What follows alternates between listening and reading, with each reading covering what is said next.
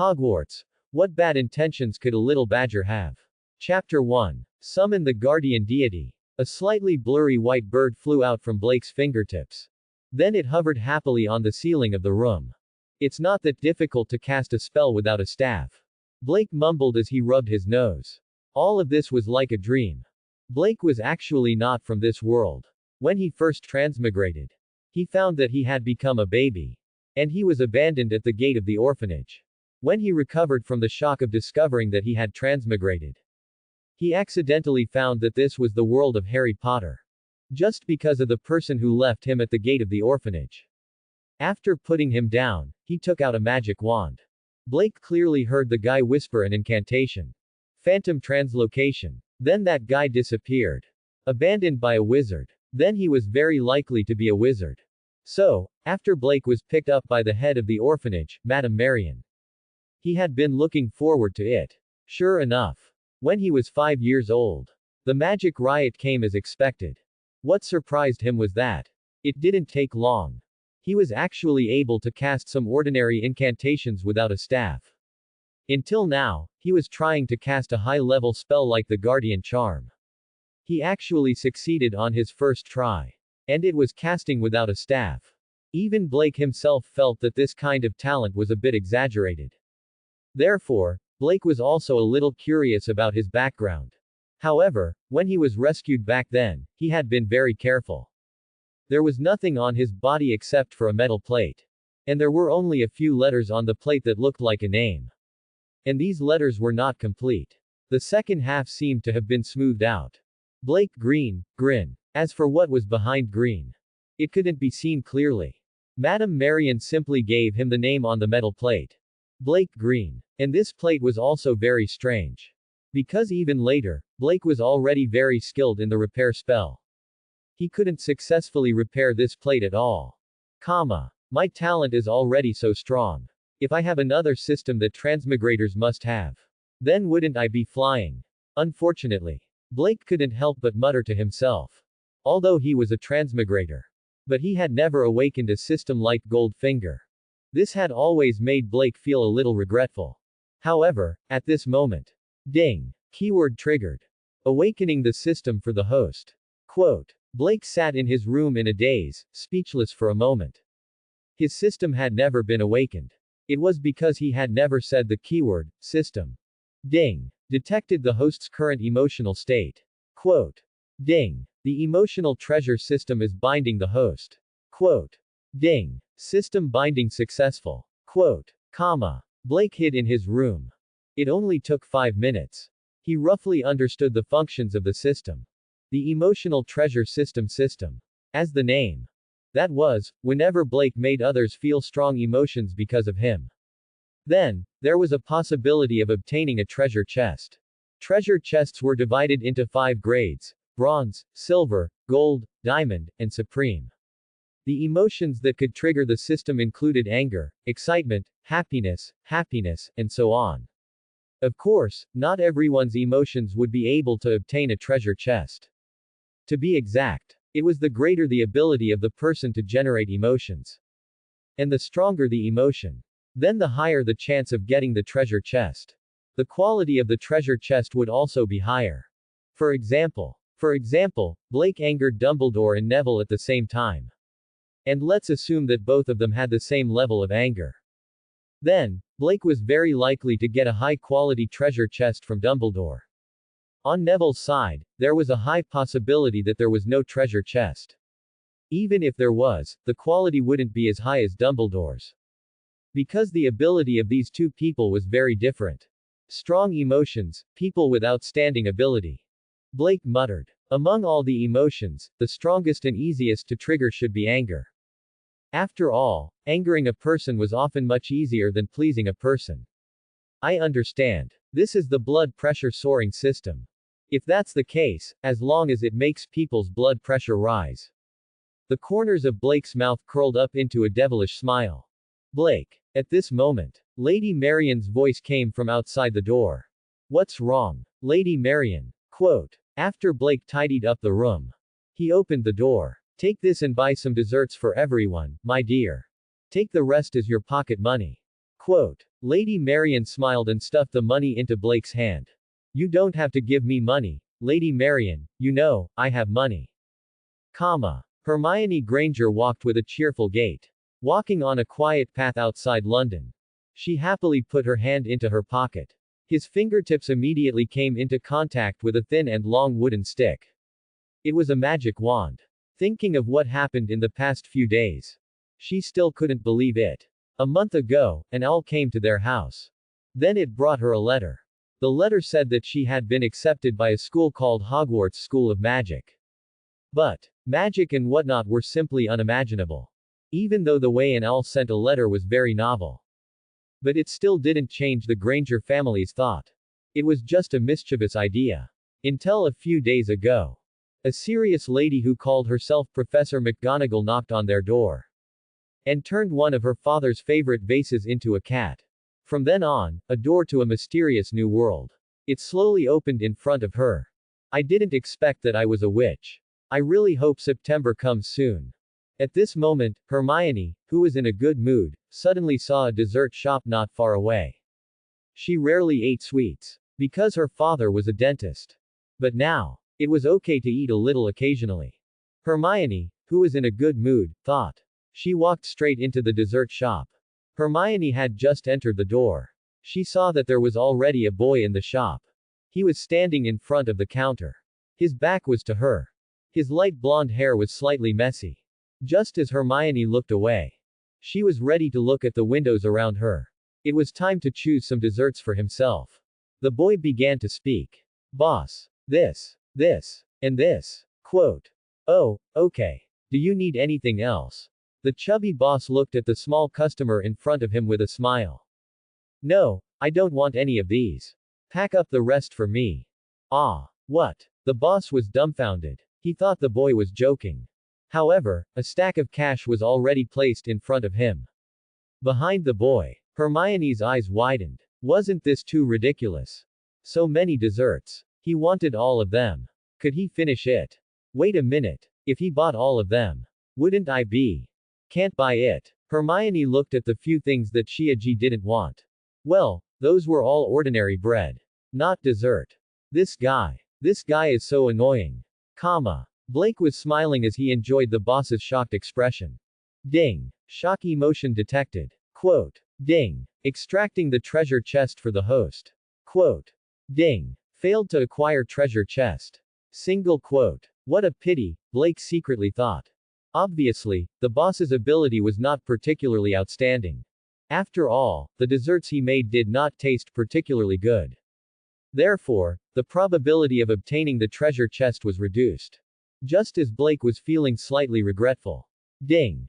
Anger emotion detected. Quote. Ding. Extracting the treasure chest for the host.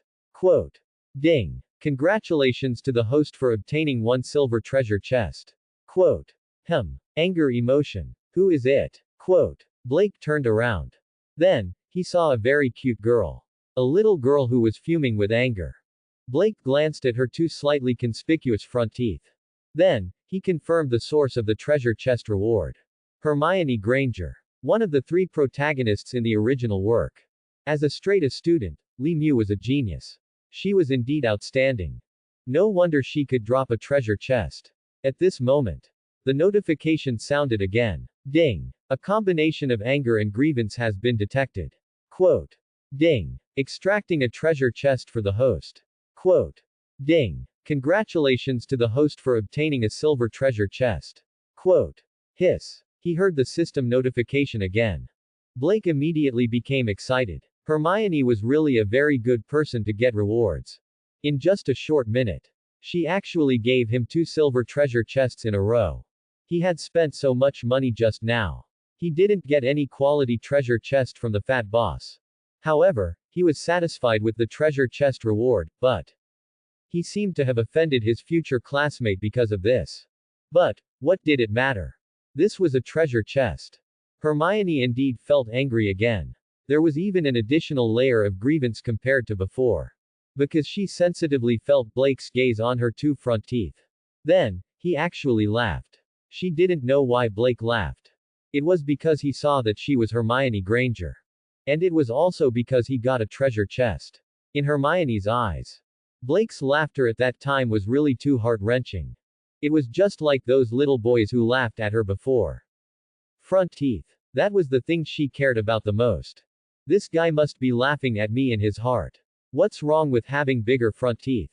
Angry. Grievance. Although this was handsome. But he was no different from those boys who laughed at her before. I'm so angry. However, after all, there was no law that said that one couldn't buy all the desserts in a shop in one go. Of course, there was no law against looking at other people's front teeth. Therefore, Hermione could only suppress his anger. He snorted. He was about to turn around and leave. It's fine if I don't buy it, right? Now you can laugh at me. I don't care at all. I'm a witch. And you are just a muggle. He thought so. Hermione felt a little better after hearing that. Blake saw that Hermione wanted to leave. He immediately chased after him. What a joke. This was a walking treasure chest respawner. Such a useful tool. Cough cough. He was a good classmate. How could Blake let him go so easily? At the very least, they should get to know each other. September was still far away. Perhaps after they got to know each other. During this period of time, he could also look for her to grind for treasure chests. I'm sorry. I have to apologize to you. Quote. Because I bought all the desserts in the shop. As a result, you didn't get the dessert you wanted. Blake said as he ran to Hermione. Oh, it's nothing, you came before me. Hermione tried to make an indifferent expression. She responded politely. Of course, the little girl's clumsy acting skills couldn't fool Blake at all. She clearly cared about it very much. Cough cough. In fact, I'm not the only one who ate these desserts. There are more people in our orphanage. So, I had to buy so many. Otherwise, it wouldn't be enough. Blake explained. You're an orphan. Oh, sorry, Hermione felt flustered by her rudeness. It's nothing. Blake shook his head. He meant that he didn't care if others said that he was an orphan. Because this was indeed the truth. At this moment, Hermione was no longer so angry. On the contrary, there was a trace of guilt. Because she didn't expect this boy to buy so many desserts. It turned out that he wanted to eat them for the children in the orphanage. As for the boy looking at her front teeth, she felt that she did mean to vent her anger on others. Hermione actually knew it herself. Her front teeth were very conspicuous. It was impossible for others not to see them. Perhaps, he didn't mean to laugh at her. She was just thinking too much. Thinking of this, Hermione's anger had almost calmed down. It's okay. I can go to other dessert shops to buy it. Hermione said calmly. The nearest dessert shop is far from here. Actually, I can give my share to you. Blake said with a smile. Give it to me. Hermione didn't react for a moment. Yes. In fact, I don't like desserts very much. Blake picked up a strawberry cake from the window and handed it to Hermione. This is for you. I think you'll like it, Blake said. Oh, Hermione took the strawberry cake. She was a little surprised. How did he know that she liked strawberry cake? Of course, Hermione didn't know. When she left just now, she looked at the strawberry cake reluctantly. Blake had already sensed it. Then, okay. Hermione thought about it. She felt that it was good. The second dessert shop seemed to be quite far from here. Since Blake gave it to her. Thank you. Hermione took the strawberry cake and thanked him. Now, she was no longer angry. On the contrary, she was a little grateful to Blake. Of course, all of this was temporary. Just as she turned around and was about to leave, Blake stopped her again. Well, I gave my strawberry cake to you, so. £2.80, please. Oh, you can just give it to me. After all, I've already bought this cake from the shop owner. Hermione looked at Blake's outstretched hand and her eyes widened. For a moment, she thought that she had misheard. This guy, didn't he treat her to it? And he wanted her to pay. She suddenly remembered. Blake had always said that he would give it to her. And not treat her to it. In other words, she thought that Blake would treat her to dessert. It was just her wishful thinking. Hermione's mood immediately became bad. She was angry and embarrassed. Girls at this age were the most prideful. How could she stand this level of embarrassment? Hermione's voice began to tremble. Blake saw the change in Hermione's expression. His heart flashed with a hint of joy at the success of his scheme. Thus, he did not hesitate to add another stab. Don't tell me, you think I'm treating you to a meal. Ahem, then I'll treat you. Sigh, at most, I'll be scolded by Madame Marion when I get back. Blake spoke with sincerity. Hermione was unable to parry at all. No, no, no, I have money. Quote. Wait. Hermione frantically took out all the money in his pocket. He didn't even count them before stuffing them into Blake's hands. Then, she ran away with the cake. Blake noticed. The little girl ran out of the shop. Even the tips of her ears turned red. You gave me too much. That cake isn't worth that much. Blake shouted from behind. Hermione didn't seem to hear him. He dashed out of the shop as if he was flying. Ding. Extremely awkward emotions detected. Quote. Ding. Currently drawing the treasure chest for the host. Quote. Ding. Congratulations to the host for obtaining a silver treasure chest. Quote. Blake looked at the 10 pounds of money in his hand. Well, I'll return it to her when I have the chance in the future. Blake felt that he still had a lot of professional ethics. He only wanted the treasure chest. Pounds or something. It was just a worldly possession. He would let poor Hermione go today. After all, he couldn't catch a sheep and take its wool. Blake turned around complacently. Then, he saw the boss's surprised expression. It was obvious that Blake's move just now had shocked him quite a bit. Help me pack it up. Blake said. He took out a bill from Hermione's money and handed it to the boss. As the packing fee. Then, he picked up a dessert. She took a bite of it happily. He didn't like sweets. How was that possible? Blake ate the dessert while waiting for the boss to pack it up. His gaze landed on the 3 shiny silver treasure chests in the system space. Then, he muttered hopefully. System. I want to open the treasure chests. Quote. The kind that really drops a treasure chest. Ding. Detected that the host has 3 silver treasure chests. Quote. Ding. Does the host confirm to open them? Quote. Yes, open the treasure chests, Blake said silently. Ding. Opening the first silver treasure chest for the host. Quote. Ding. Congratulations to the host for obtaining the eidetic memory talent. Quote. Ding. The host's memory has been greatly improved. Quote. Blake stopped eating his dessert. Just as the system's notification stopped, Yi Zichen's eyes lit up. He felt as if his brain had been splashed with cold water. Then, all the dregs in his brain seemed to have been washed clean. And he could clearly feel that his memory had become extremely terrifying. Let's not talk about the distant past. It was Hermione, whom he had just met. Now, he only needed to recall. It was as if he could immediately see the scene just now. Hermione's clothes and appearance. Even how many acne there were on her face. He remembered it all clearly. Pushing it forward. Even the things that he had forgotten many years ago. But now, he suddenly remembered everything. He even remembered everything from his previous life clearly. And Blake was pleasantly surprised. Even though there were so many memories in his mind. But he still didn't feel any dizziness. It seemed that all the memories would automatically appear when Blake needed to recall them. Therefore, it wouldn't make Blake's brain explode. It was just a silver treasure chest that could give him such a useful talent. This made Blake ecstatic. Moreover, there were such treasure chests. He still had 2 more. Blake's heart was filled with anticipation for this. Blake took another bite of dessert. Then, he urged the system to open the second silver treasure chest. Ding. Congratulations to the host for obtaining the top-grade Brainiac talent. Quote. Ding. The host's comprehension ability has been greatly improved. Quote. Brainiac talent. Comprehension ability. Quote. Blake was thinking. Would this ability overlap with the eidetic memory talent? Suddenly, he felt as if his brain had been electrocuted. It was numb. After that, he understood the meaning of the academic genius talent. This talent did not overlap with the eidetic memory talent. On the contrary, they were an excellent combination. The eidetic memory talent provided an unparalleled memory.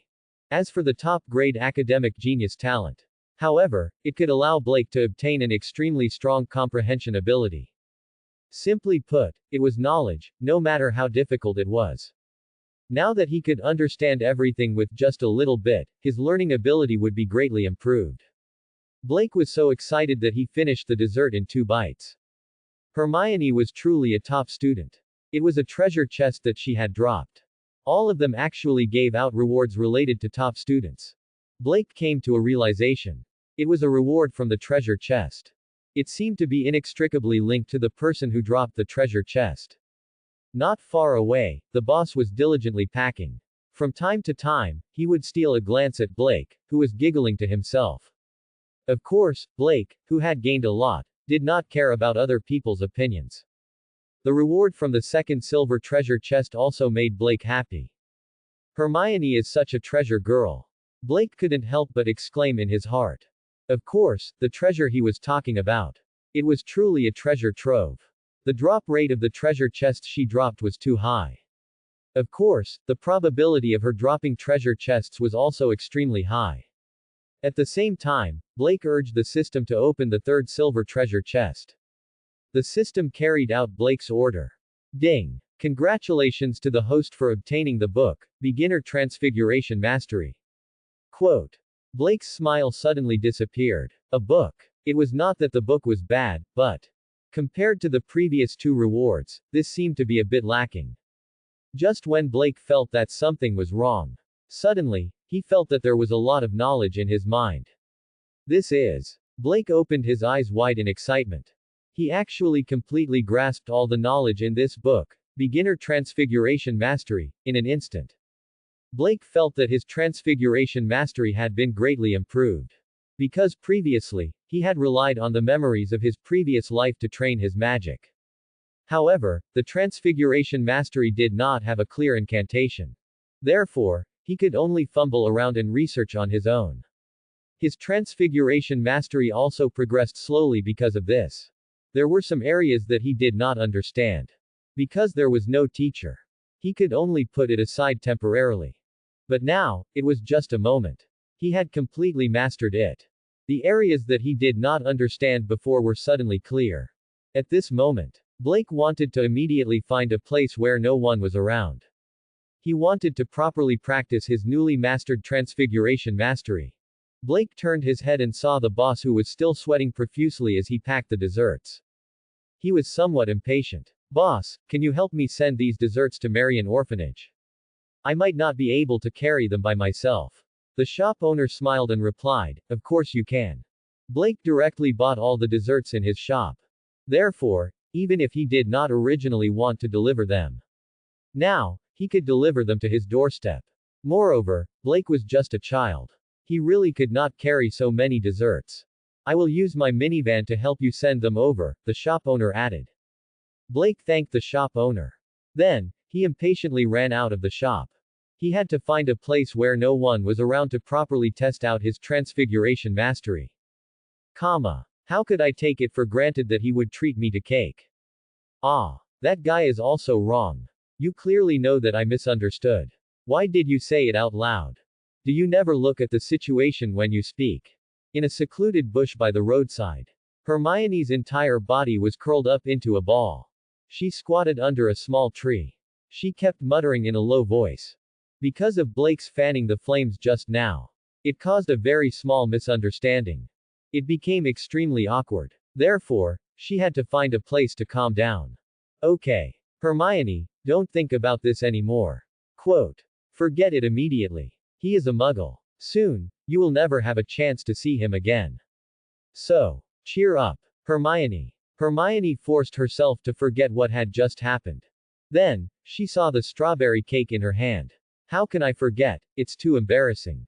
Hermione looked at the strawberry cake in her hand with a sad face. She wanted to throw it away, but she was a little reluctant. Bang! Just as Hermione was feeling conflicted, suddenly, the sound of a heavy object falling to the ground came from afar. What followed was a slightly familiar cry of surprise. This made Hermione temporarily forget her awkward emotions. She curiously looked in the direction of the sound. The place where the sound came from didn't seem to be too far away from her. It could only be said that Hermione was indeed a born Gryffindor. Therefore, after hearing the strange sound, she didn't choose to leave. Instead, she slowly moved in that direction. In a secluded forest, Blake sat silently under a small tree. On the ground in front of him, there was a green viper coiled around it. The viper stuck out its tongue. It stared at Blake warily. Blake hesitated for a moment. Then, he looked at the ferocious snake head. He stretched out his right hand. Whoosh! As expected, the small viper scuttled up. It bit the back of Blake's hand fiercely. Blake only frowned slightly. He didn't panic. Instead, he stretched out his left hand. He gently stroked the head of the viper that was biting his right hand. The next second, the viper opened its mouth obediently. His originally tyrannical eyes also softened. Blake stretched out his left hand toward the viper. The viper immediately climbed onto Blake's left hand from the ground. It coiled docilely on his left hand. Then, the viper changed. It changed from the original viper to a withered branch. Yes, this viper was transformed by Blake with the transformation spell. Just now, it was just a small experiment of his. The experiment proved. If the animal transformed by the transformation spell was not controlled, it would still maintain the wildness of a beast. But if it was controlled, it would listen to the orders of the caster. However, Blake discovered, this viper was not poisonous. Maybe it's because my transformation spell is only at the elementary level. Blake looked at the withered branch in his left hand with a little excitement. In the next second, the withered tree branch turned into a shining sword. He didn't expect that it was only at the elementary level of the transformation spell. It could be done to this extent. It was as if as long as he willed it, the thing in his hand could become anything he imagined. Blake quickly fell in love with this feeling. However, waves of tingling pain came from his right hand. It interrupted his practice. Although the viper transformed by the transformation spell was not poisonous, but the poisonous fangs still bit his right hand. Dark red blood slowly flowed out. Blake had to put the branch on the other side. Then, he stretched out his left hand and pointed at the wound on the back of his hand. Return to normal. Blake chanted the spell softly. The wound on his right hand was healing at a speed visible to the naked eye. Blake watched the scene with a smile. It was such a magical scene. No matter how many times he saw it, they all felt that it was magical. As the wound healed, Blake picked a leaf and wiped the blood off the back of his hand. Then, he casually threw it on the ground. He turned around and continued to study the transfiguration spell. A breeze blew through the forest. The blood-stained leaves swayed in the breeze. He gradually drifted into the depths of the forest. Before long, while Blake was happily practicing his shapeshifting, a strange sound suddenly came from the depths of the forest. It was the roar of some kind of predator. Blake immediately stopped warily. He frowned and looked into the depths of the forest. Although it was a little dark there, Blake couldn't see clearly.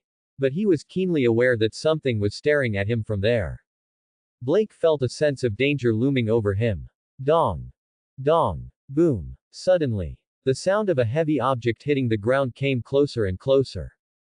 It seemed that something was pouncing over. But Blake, who was on guard, was surprised to find that there was nothing in front of him. Just when Blake was surprised, he suddenly saw footprints appearing out of thin air on the ground. This thing was invisible. Blake yelled. He threw himself to the side. Boom! The sound of a heavy object falling to the ground came from behind Blake. If he didn't dodge just now, then he would definitely be pounced on by this thing. Even if he didn't die, he would be seriously injured. Blake quickly got up. He stared at the deep pit on the ground. At this moment, it was as if a transparent curtain was slowly being lifted in the air. A monster appeared out of thin air in front of him. It was a strange creature with silver-white hair. It looked a little like a skinny bear. But it was very tall. And it walked upright like an ape. It looked at Blake with greedy eyes. As if it saw a roasted fat chicken. The monster only appeared for a moment.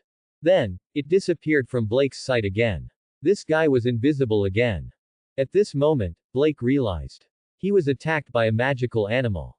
Blake remembered the blood-stained leaves that he had thrown away. He immediately understood where this monster came from. Dong! Dong! Dong! Quote. Heavy footsteps sounded again. Obviously, that thing was pouncing on him again. However, Blake did not panic. He stretched out both his hands. The magic power that he had prepared for a long time gushed out. The next second, the trees on both sides suddenly bent. Countless branches quickly turned into vines. Then, they formed a net in front of Blake at an extremely fast speed. Shua! Sure enough, that thing directly broke into the net. An angry roar came from the net formed by the vines. At the same time, the huge net made a sound that made Blake uneasy. Pa! Pa! Pa! Quote. That was the sound of the vines breaking. The net formed by the vines. It was impossible to completely trap this monster with infinite strength. However, it was enough to slow down its speed. As long as there were enough vines to form a big net, it would give Blake more precious time to escape. It was not that Blake was willing to escape. It was because Blake was still young. Although his skills were enough. But the magic power in his body was not enough to let him defeat such a magical animal. If only I had a little more magic power. Blake thought helplessly. But the movement of his hands did not stop at all. The surrounding trees began to shake violently. Countless branches turned into vines. Then, he quickly climbed down toward the bundle of vines. The thing that was crazily struggling wrapped itself around him. At the same time, Blake felt that his body was rapidly weakening. Magic power was generally related to a wizard's physical strength. Blake felt the changes in his body. It was a sign of a large consumption of magic power. Blake did not dare to neglect. When he saw that countless vines had already wrapped the monster like a dumpling, he immediately turned around decisively and ran away. However, he met an unexpected person at the edge of the forest. Hermione was stunned as she looked at the thing that was completely wrapped by vines not far away. The dumpling that was constantly struggling and roaring. What happened? Hermione did not finish her sentence. She saw Blake running in front of her. Run if you don't want to die. There's a big tiger there. Blake shouted as he ran. Hermione froze for a moment. Tiger. How can there be a tiger in this place? Quote. But when she saw Blake's burning butt, it did not seem like he was lying. So, she involuntarily ran with Blake. What the hell is going on?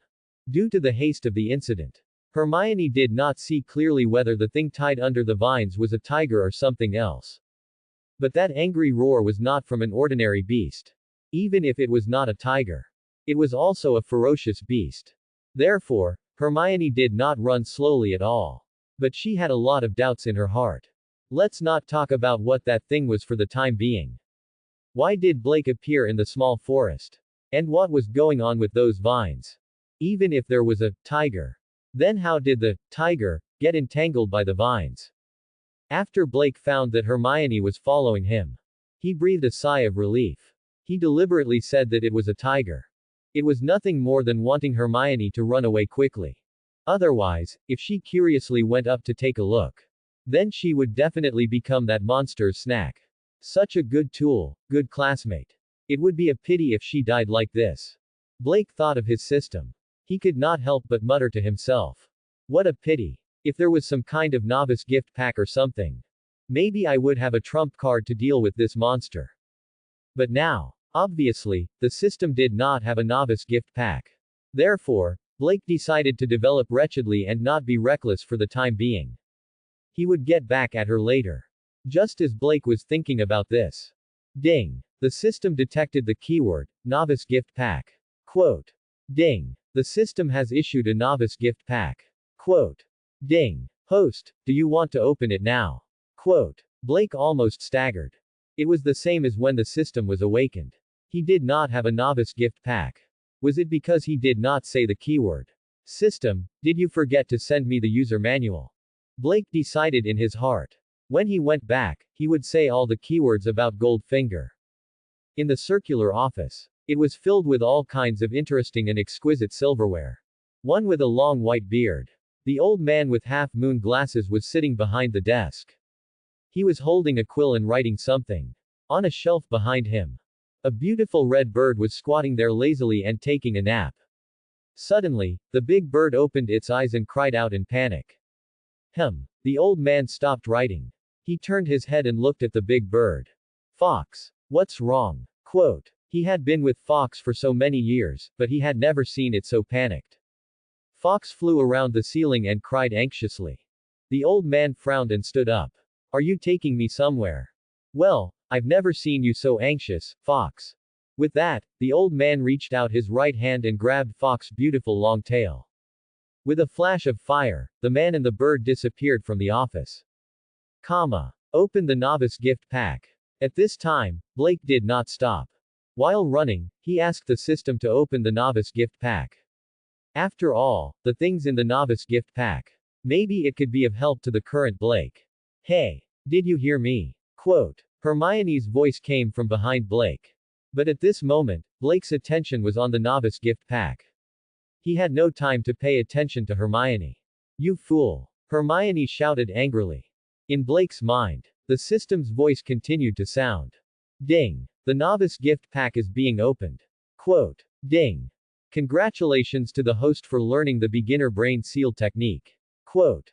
Ding! Congratulations to the host for learning the beginner brain seal technique. Quote. Ding! Congratulations to the host for obtaining the Gandalf template. Quote. Ding! Would the host like to apply the template? Quote.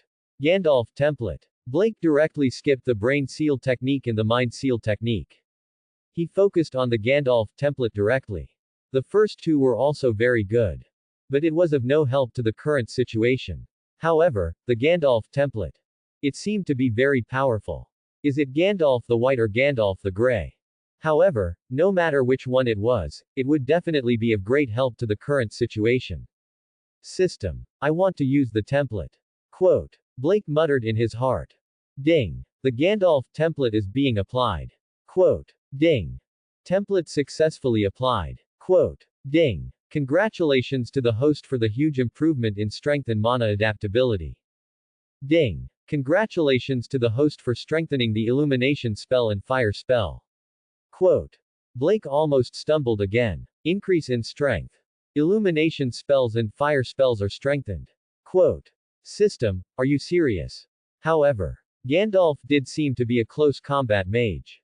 After the system gave out the rewards. Once again, he vanished without a trace. He didn't answer Blake's question. Blake cursed in his heart. However, the huge improvement brought about by the physical body. He was still overjoyed. Blake touched the slightly exaggerated biceps on his arm and the tendons on his body. Alright. I'm an adept. Isn't it reasonable for me to be a little muscular? He carefully experienced the tremendous power that appeared out of nowhere in his body. Then he slowly stopped in his tracks. Physical strength and mana were related to each other to a certain extent. So, even though the system didn't prompt. But now his mana. It was the same as the physical strength. It had received a huge improvement. Even the feeling of weakness caused by the excessive consumption of mana just now. It was also swept away. The most important thing was the mana adaptability that had also been improved. If it was before when Blake was practicing magic, he still felt obscure when he was casting spells without a staff. Then now, Blake carefully felt the mana in his body. He immediately felt what was called true smoothness. Blake, who had sufficient mana and could use it like an arm and a finger. There was no need to run away anymore. Now, he had enough confidence to kill that monster. Even if it was only the most basic transformation spell. Why aren't you running again? Hermione saw Blake suddenly stop in his tracks. She couldn't help but stop as well. She was panting heavily. She looked at Blake with a puzzled face. She didn't know what this guy was doing. He was the one who ran away just now. Now he was the one who inexplicably stopped running. At this moment, an angry roar came from afar again. Obviously, that guy had broken free from his restraints. Hermione's little face turned pale. Although she didn't quite believe that it was a tiger. But from the sound, that thing might be even more ferocious than a tiger. That cry was too horrifying. Just listening to it was enough to make one's hair stand on end. How did you provoke such a terrifying guy? Hermione's voice was trembling. I accidentally hurt myself just now and bled a little. You mean, the smell of blood attracted it over. Then what is it? Quote. Hermione listened to the roar in the distance. She couldn't wait to continue running away. But she didn't know why. Blake didn't have the intention to run away from just now. At this moment, Blake was also thinking about what that monster was. Thanks to his powerful memory now. Even if it was the information he had read in his previous life. Even now, he still remembered it clearly. All kinds of magical animals that he had read in his previous life flashed through his mind one by one. Finally, he locked onto a piece of information in his mind.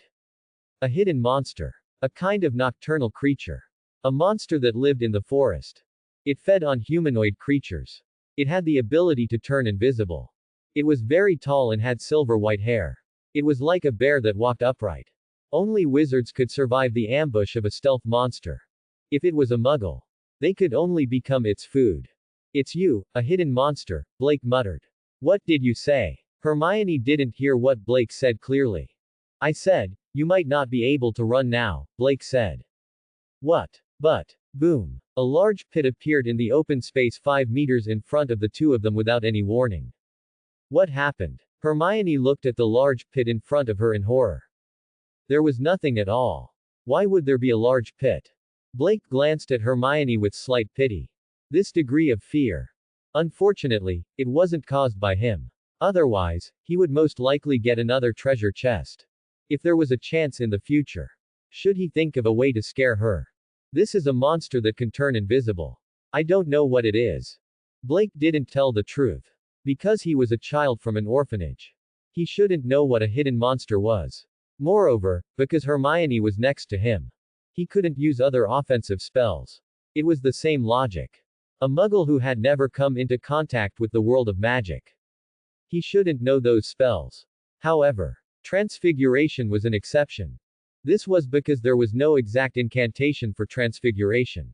Any minor wizard who had caused a magical riot, there was a chance that he would accidentally use the shapeshifting ability.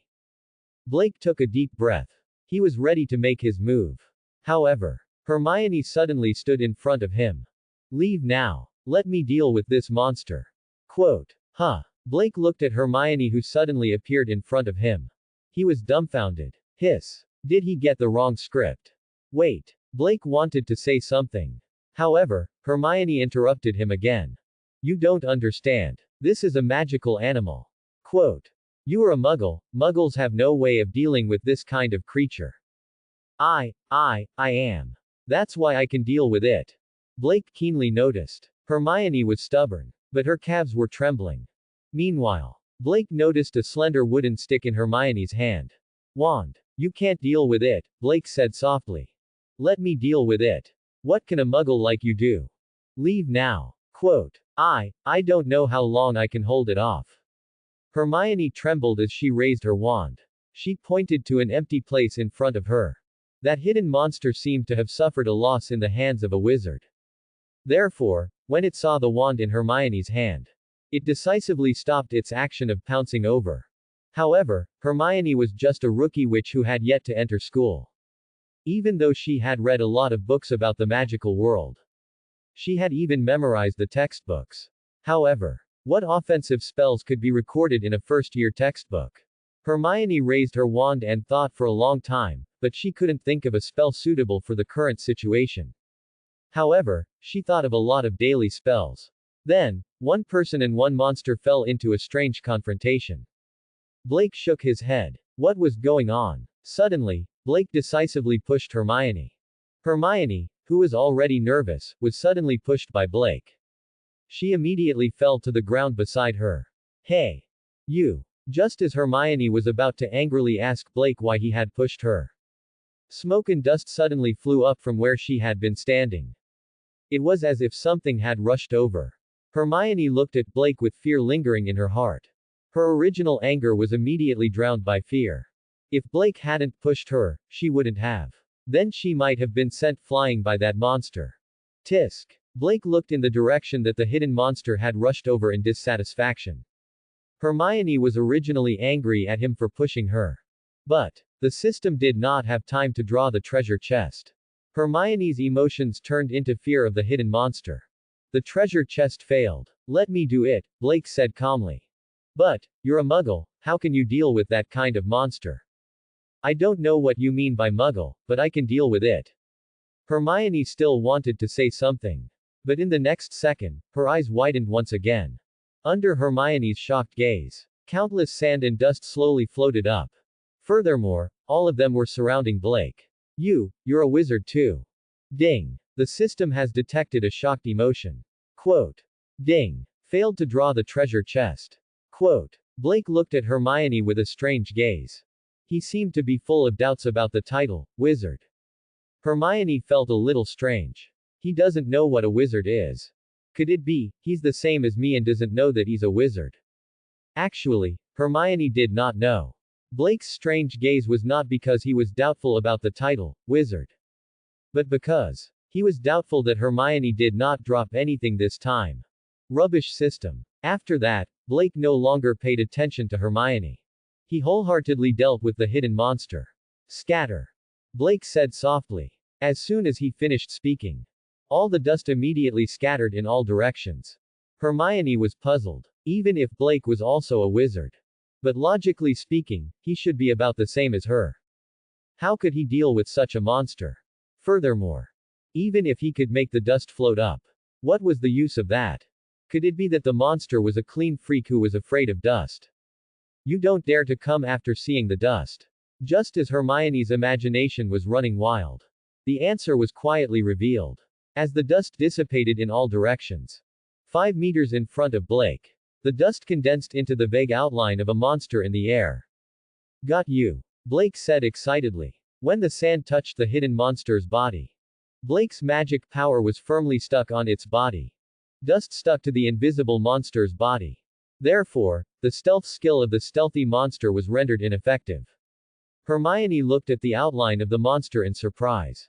Using dust to make the monster appear. So, magic can be used in this way. At this moment, Hermione finally understood why Blake had scattered the dust. But, what kind of spell is this? Hermione thought back to his textbook. There was no spell that could make the dust stick to the monster's body. Because of a lot of dust in the face, the hidden monster sneezed twice in a row. It stared at Blake angrily. Obviously, it was against Blake's trick. It was very angry. Boom. The hidden monster pounced over again. Because of the dust, Hermione could also clearly see the monster's movements. It was pouncing at Blake quickly. That kind of speed. If Blake didn't dodge, he would definitely be pounced on. In that case, he would be seriously injured even if he didn't die. Dodge quickly. Hermione reminded him anxiously. However, Blake still stood motionless in the same place.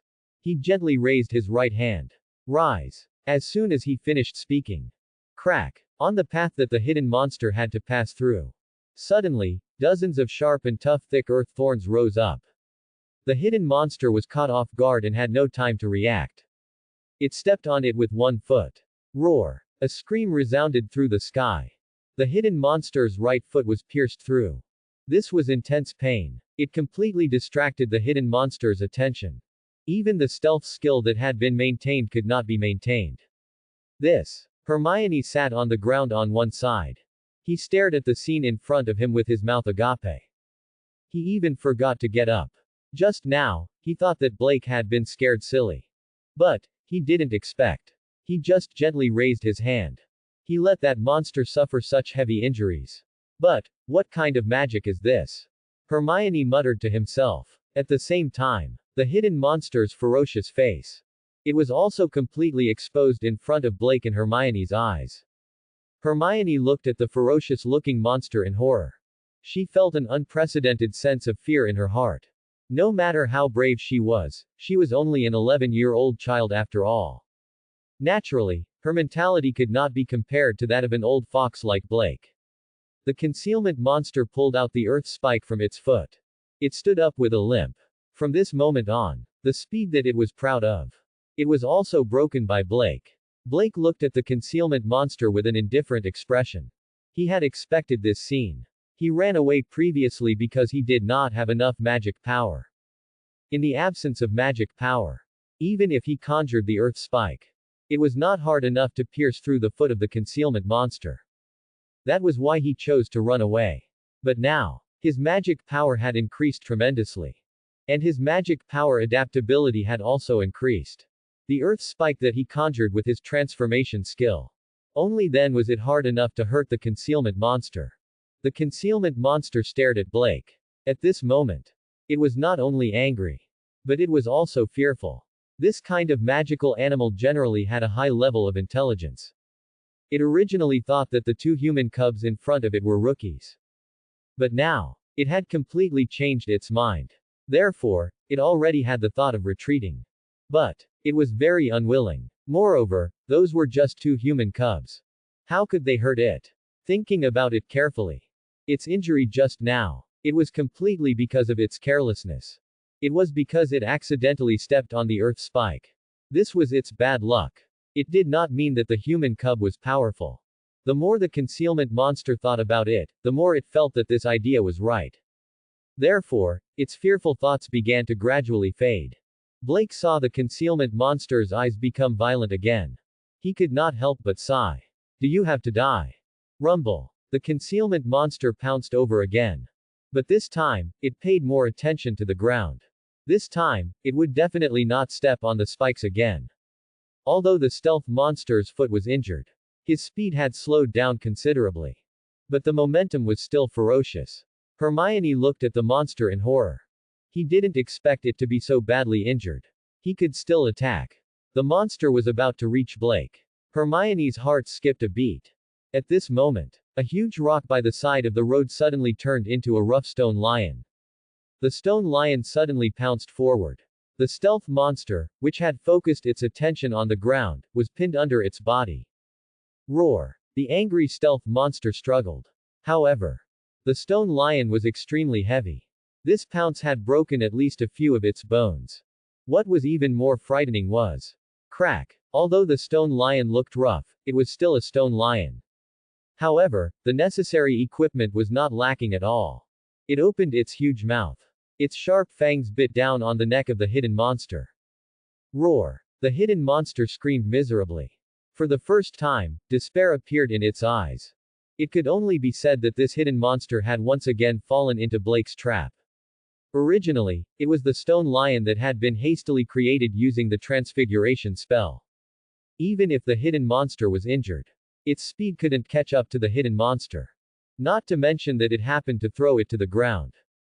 However, the hidden monster's attention was all on guard against the thorns on the ground. Why would it pay special attention to a rock by the side of the road? Therefore, just like that, the stone lion's plot succeeded so easily.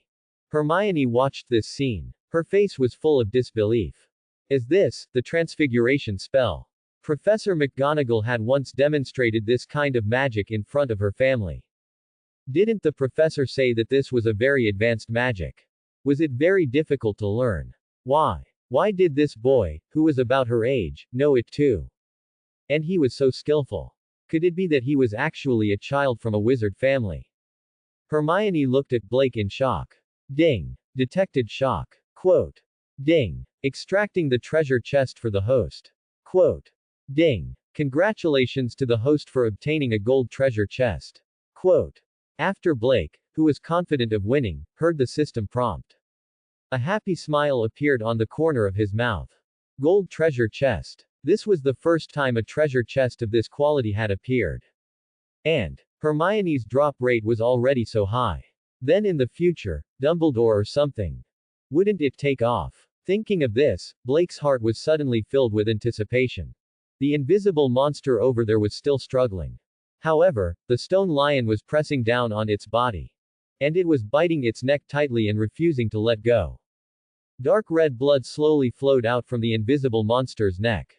As the blood flowed out, the invisible monster's struggling movements became weaker and weaker. Blake knew. This invisible monster was dead for sure. He sighed. He turned around and extended his right hand to Hermione. Hermione stared at him blankly. It took her a while to come back to her senses. She held Blake's hand with a red face. She was pulled to her feet by him. There was no other way. What had just happened was simply too shocking. It took her a long time to come back to her senses. No matter if it was a ferocious monster or Blake's skillful transformation spell, it brought her an unparalleled visual impact. Blake felt that he had infinite strength now. When he pulled Hermione up, he felt that Hermione was as light as a feather and weightless. Blake pinched his arm a little worriedly. He was only 11 years old. If someone saw his body full of muscles, would there be a little, 100 million, weird? But fortunately, Blake found out. It seemed that as long as he didn't use his full strength, Those tendons and muscles would disappear, hidden away. Well, thank you. Hermione, who had come back to her senses, spoke first. You're welcome. Blake shook his head. Hermione was silent for a moment. Then she said, I didn't expect you to be a wizard too. Wizard? What wizard? Blake pretended not to understand. Hermione could only tell him what she knew. He told Blake everything about the wizarding world. So, the superpower that I awakened since I was young, is actually magic. In order to avoid trouble. Blake still pretended that this was the first time he had heard about the wizard world. At this moment, Hermione suddenly remembered something. That was, although she and this boy had experienced a thrilling adventure, it was still not enough. They didn't even know each other's names. My name is Hermione, Hermione Granger. Hermione introduced herself. Blake smiled. Of course, he already knew that she was Hermione. Blake pulled the tag off his neck. He flashed the letters to Hermione. My name is Blake, Blake Green. I got my name from this sign. Quote. Hermione looked curiously at the sign that Blake showed. Then he asked curiously. Is your surname Green for short? What? No. Blake was slightly taken aback. Hermione pointed at the name tag in Blake's hand. It clearly says Grindelwald. What? Blake was shocked. He quickly picked up the sign and glanced at it. With just a glance, he was stunned. Unknowingly, the originally incomplete letters on the sign had been replaced. It was actually completely replenished. The missing letters should have been, Blake Grin. But now, it had become, Blake Grindelwald. The current Hermione might not know what Grindelwald represented. But Blake was a transmigrator. Of course, he knew what this surname represented. I don't have anything to do with that man, do I? Blake thought of the wizard who abandoned him, whose face he couldn't see clearly. But, this wasn't the right era. At that time, wasn't that man already locked up in Numungard for decades? You don't know your surname? Hermione asked curiously. Originally, this sign was incomplete. The letters behind it weren't. That's why I always thought my name was Blake Green. I don't know why, but it was suddenly repaired. There was nothing to hide. So, Blake briefly explained to Hermione. Could it be that you accidentally used some repair spell just now? Hermione stared at the sign in Blake's hand. There was a hint of excitement in her tone. I've seen a spell in a book that can repair things. I still remember the spell of this spell. I even tried it at home. Quote. Blake was about to speak. Suddenly, a dazzling flame flashed not far away. Blake and Hermione were both startled by the sudden burst of fire. They looked at the place where the flame flashed. Then, they saw an old man with a long white beard. And a beautiful big red bird squatting on his hand. Blake couldn't help but widen his eyes. Such an iconic shape and combination. Of course, he recognized it at a glance. Dumbledore and his phoenix fox. Why would they appear in this place? A lot of questions flashed through Blake's mind. And, why do I feel an inexplicable sense of closeness when I see him? Oh, I know who he is. Quote. Hermione was so excited that his voice trembled a little. He is the principal of Hogwarts Academy of Magic and Magic. Albus Dumbledore. Quote. It's the Academy of Magic and Magic that I told you about just now. I've seen his picture in a book. Dumbledore had just appeared. He noticed the two children standing not far away. It was because of Fawkes's strange behavior. That was why he followed Fawkes's phantom shift and left Hogwarts. He didn't know where Fawkes would bring him. Now it seemed. Fawkes seemed to have brought him to meet these two children. Dumbledore soon noticed the mess at the scene. His gaze moved from the dying stealth monster to the stone lion. And swept across the remaining earth spikes on the ground. Although Dumbledore had not fought much in recent years. However, his combat experience was extremely rich. Therefore, the scene was messy. But he only glanced around. He roughly understood the entire process of the battle. Dumbledore recognized the stealth monster. He also knew the habits of this monster. Therefore, it should be the stealth monster that wanted to attack these two children. Dumbledore first came to this conclusion. Then, someone saved these two children. It seemed so. And that person seemed to only use the transformation spell. First, he used the earth spikes to hurt the stealth monster. Then, he used the stone lion to launch a sneak attack. Although the plan was simple. But it was a brilliant strategy. But, Dumbledore scanned his surroundings again. From the looks of the scene, the stealth monster had clearly been seriously injured not long ago. Therefore, there was no reason why he couldn't see the wizard who saved the two children. But, where was the wizard? Dumbledore looked at the scene again. Then he was surprised to find that it seemed that there was no trace of a third wizard at the scene. Didn't this mean that this stealth monster was defeated by these two children at the scene? Dumbledore once again looked at the spikes and the rough stone lion. He was a master of transformation. Naturally, he could tell at a glance the level of the shapeshifting technique of the caster. This shapeshifting technique should be at the beginner level. The thing that was conjured was still rather crude. But when he thought about the fleeting opportunity in the battle, he thought about it. It was obvious that these things had appeared in an instant. In that case, it was reasonable to be a little rough. However, none of this was surprising to an adult adept. However, these two children looked to be about 11 years old. If it was a hidden monster that they had defeated with their own shapeshifting skills. This achievement was truly amazing. Many 11-year-old wizards couldn't even cast an illumination spell. Dumbledore quickly captured the traces of mana on their bodies. Then, he instantly determined that it was the transfiguration spell that had been used just now. It should be that boy. Because the magic path on his body was exactly the same as the one on the stone lion and earth spike. However, Dumbledore had already expected this. But when she saw that face that was still full of childishness, he still felt an unprecedented shock. How old was he? To think that he could have such an achievement. Whether it was his shapeshifting technique, or his strategy when facing the enemy. All of these showed that this boy was extraordinary. In Dumbledore's opinion, this boy was not only smart but also talented. He also had a very high psychological quality. Not many children could survive the attack of such a monster. They could still maintain their rationality and think of countermeasures. And the most important thing was, Dumbledore himself didn't know what was going on. He felt that the more he looked at this child, the more likable he was. Dumbledore felt that. Could this be because this child was too outstanding? This is really incredible. A happy smile appeared on Dumbledore's face. From the looks of it, this year's Hogwarts, they would probably welcome a genius in shapeshifting technique. Minerva would probably be very happy. Dumbledore thought in his heart. Suddenly, Phoenix Fox suddenly jumped up from Dumbledore's hand. It flew straight towards Blake. Ding. Detected emotions of shock. Quote. Ding. Extracting a treasure chest for the host. Quote. Ding. Congratulations to the host for obtaining a gold treasure chest. Quote. The system's notification rang in his ears. Moreover, the reward was a precious gold treasure chest. However, Blake had no time to pay attention to it. Blake looked at his right arm, at a loss. Because the Phoenix Fox was standing gracefully on his arm. She was rubbing her head against him intimately. What the fool? What happened? Quote. Blake was dumbfounded. He had a lot of questions in his mind. Similarly, Dumbledore was also extremely surprised when he saw this scene. Because of this, after obtaining a gold treasure chest, Blake obtained another silver treasure chest from Dumbledore. From Dumbledore's point of view, Fox was not a casual bird. To be exact, she was a proud phoenix. However, this proud phoenix. Now, she was so intimate with this strange boy. So, you're here for him.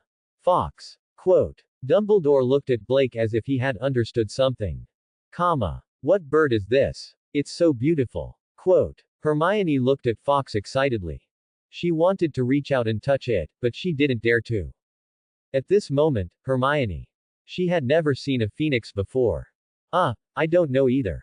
Blake didn't say that this was a phoenix. He was an orphan from a Muggle family. He shouldn't know what this was. Just as Blake was at a loss of what to do, something else happened that made him dumbfounded. Fox actually shed tears. The phoenix's tears dripped onto the back of Blake's hand. On the back of Blake's hand, there were some slight abrasions. He got them when he was hiding from the ambush of the hidden monsters. It was just a small scratch. Under the treatment of Phoenix tears. Naturally, he recovered in an instant. But, why would Fox treat me? Blake suddenly looked up at Dumbledore. Did Dumbledore make it do this? However, Blake noticed that Dumbledore was even more confused than he was. He knew that wasn't the case. Observe the scene from Dumbledore. Phoenix Fox then flew over to treat Blake's injuries. Actually, not much time had passed. At this moment, Dumbledore also walked over. You are, Professor Dumbledore? Hermione asked cautiously. Do you recognize me? Dumbledore asked with a smile. Yes, I've seen your picture in a book. Quote, I'm a new student of Hogwarts this year. My name is Hermione Granger. Hermione looked at Dumbledore with longing in his eyes. Ever since she knew about the world of magic, he had always looked forward to the legendary Magic Academy. Ah, that's great. Quote, I'm very happy that Hogwarts will welcome another outstanding student this year. On behalf of Hogwarts, I welcome you, Miss Granger. Dumbledore said with a smile. Hermione was beaming with joy at Dumbledore's words. Of course, it was different from Hermione's excitement. Blake kept looking at Dumbledore with some vigilance. Because, no matter how he thought about it, he felt that today's encounter was very strange. Perhaps he was unlucky to encounter a hidden monster. But, why did Dumbledore suddenly appear here? Why was Fox so close to him? The most important thing was, why was his name tag suddenly repaired at this time? And, his surname was actually such a sensitive, Grindelwald. Thinking of this, Blake's heart was full of question marks. At this moment, Dumbledore also looked at Blake. Although he had just met this child. But he didn't know why. When he saw this child, he always felt very close to him. Dumbledore smiled at Blake and said, Then, you must be a new student of Hogwarts this year. I'm not, Blake answered honestly. Oh. Dumbledore looked at Blake with some confusion. Quote, didn't you receive the admission letter from the owl? Quote, the owl sent the letter. Oh, I heard Hermione talk about it. But, I didn't receive it. Quote, Blake didn't lie this time. He really didn't receive an admission letter. To be exact, he had been waiting for that owl all this time. It was just that he had been waiting for a long time. Blake thought, maybe it was because his birthday wasn't here yet. As an orphan, he didn't know when his birthday was. Dumbledore was also a little surprised. In England, little wizards of the right age, usually, they would enter Hogwarts. Unless the child's parents didn't want to. Or they decided to send the child to another magic academy. However, even if they didn't want to enter Hogwarts, that was a decision later. Hogwarts would still send an admission letter to every little wizard of the right age. But now, Blake obviously didn't receive the letter. Maybe it was because this child hadn't passed his 11th birthday yet. This wasn't strange. Blake continued to look at Dumbledore with a puzzled expression. He wasn't worried that Dumbledore could see through his lie at all. Because the newbie gift pack rewarded him with a beginner-level brain seal spell. A beginner brain seal spell might not be able to deal with Voldemort. But it was enough to deal with Dumbledore. After all, he wouldn't directly use mind extraction to violently read the little wizard's memory. Then you guys, what's going on? Because Blake and Hermione were together. So Dumbledore thought that they knew each other from the beginning. So, since Hermione knew about the magic world, then Blake would definitely know too. But now it didn't seem like that was the case. Then, Blake told Dumbledore everything that had happened before. Of course, he hid the parts that he couldn't say. Dumbledore looked at Blake and Hermione in surprise. He had always thought that these two children were the children of a wizard family. Or at least Hermione was. But he didn't expect. They were actually both muggles. Blake was even a child in an orphanage. Both children had only recently learned about the world of magic. I always thought that my ability was some kind of superpower. So I've been secretly practicing before. Not long ago, Hermione told me that it was magic. Blake added. This was a disguised explanation. His shapeshifting was at this level. It was completely trained by him as a superpower. This way, his shapeshifting skill, which far exceeded that of his peers, made sense. After Blake finished speaking, he was glad that he hadn't used any offensive spells in the battle. Otherwise, it would be really hard to explain. True enough. Dumbledore did not suspect anything. Instead, he was even more shocked. One had to know. If Blake hadn't received an admission letter. In other words, he did not have a wand. He could use the transfiguration spell to such a level without a staff. If he had the wand, wouldn't that make him even more powerful? The corner of Blake's mouth twitched imperceptibly. Because of the system notification. Failed to draw treasure chest. Rubbish system. Dumbledore sighed softly after recovering from his shock. Then he said with a smile. It's a great blessing that you're all fine. Children. Quote. Stealth monsters aren't that easy to deal with. But, your bravery really exceeded my expectations. If this was Hogwarts, I would definitely add 20 points to your respective colleges without hesitation. Afterward, Dumbledore said to Blake with a smile. By the way, what's your name? Perhaps I can go back to Hogwarts and find out when your birthday is. Your name and birthday must be on the admission letter. Indeed. Hermione had already introduced herself. However, Blake did not say his name. Thank you so much, Professor.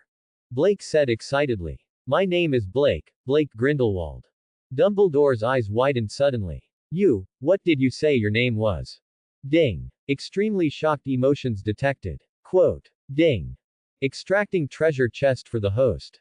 Quote. Ding. Congratulations to the host for obtaining one supreme treasure chest. Quote. It's a treasure chest of the highest level.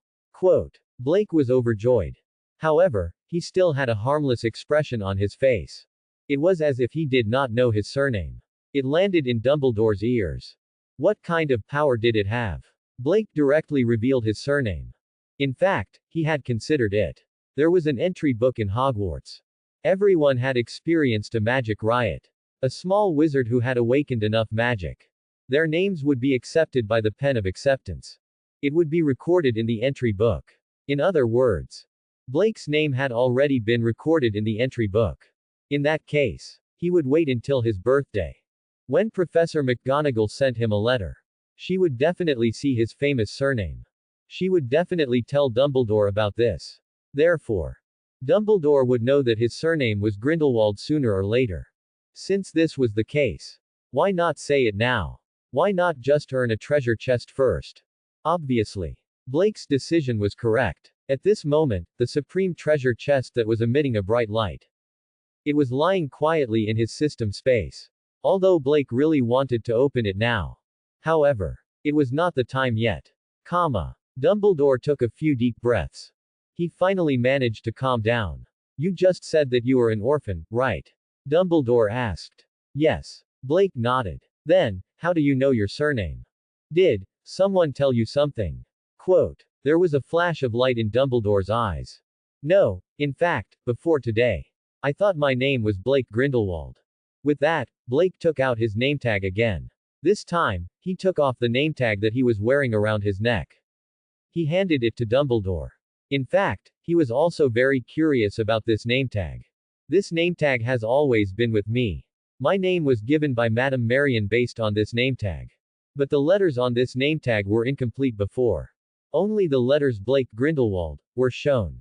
But for some reason, this name tag was suddenly repaired today. It became Blake Grindelwald. So, perhaps I should be called Blake Grindelwald. As Blake explained. Hermione, who was next to him, also nodded. Because Blake had told him this before. Blake was not afraid that Dumbledore would not believe him. Because Madame Marion had seen his name tag.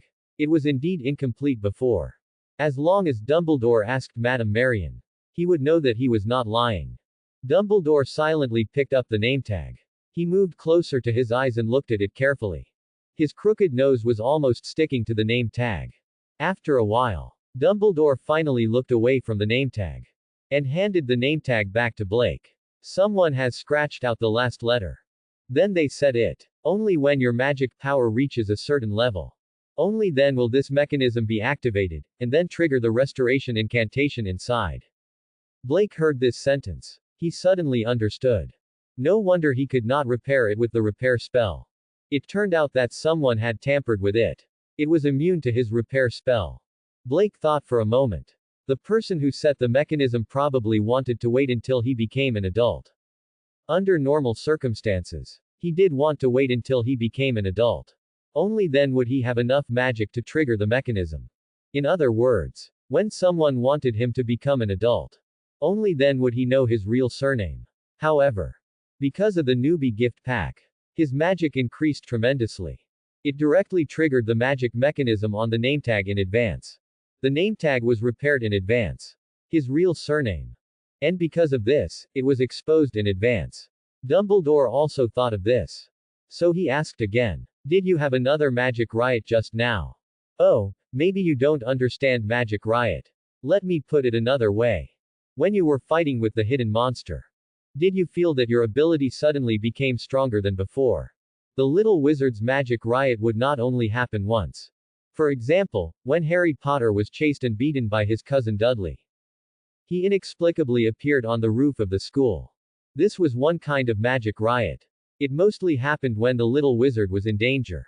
After Blake heard Dumbledore's question, he immediately nodded. Of course, he could not say that it was because of his newbie gift pack.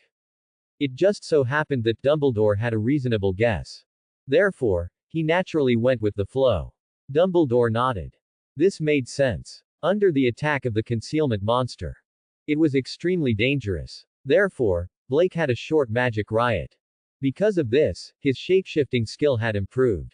And the mechanism on the name tag was also triggered by the sudden increase in magic power. Dumbledore thought of this. He glanced at Blake again.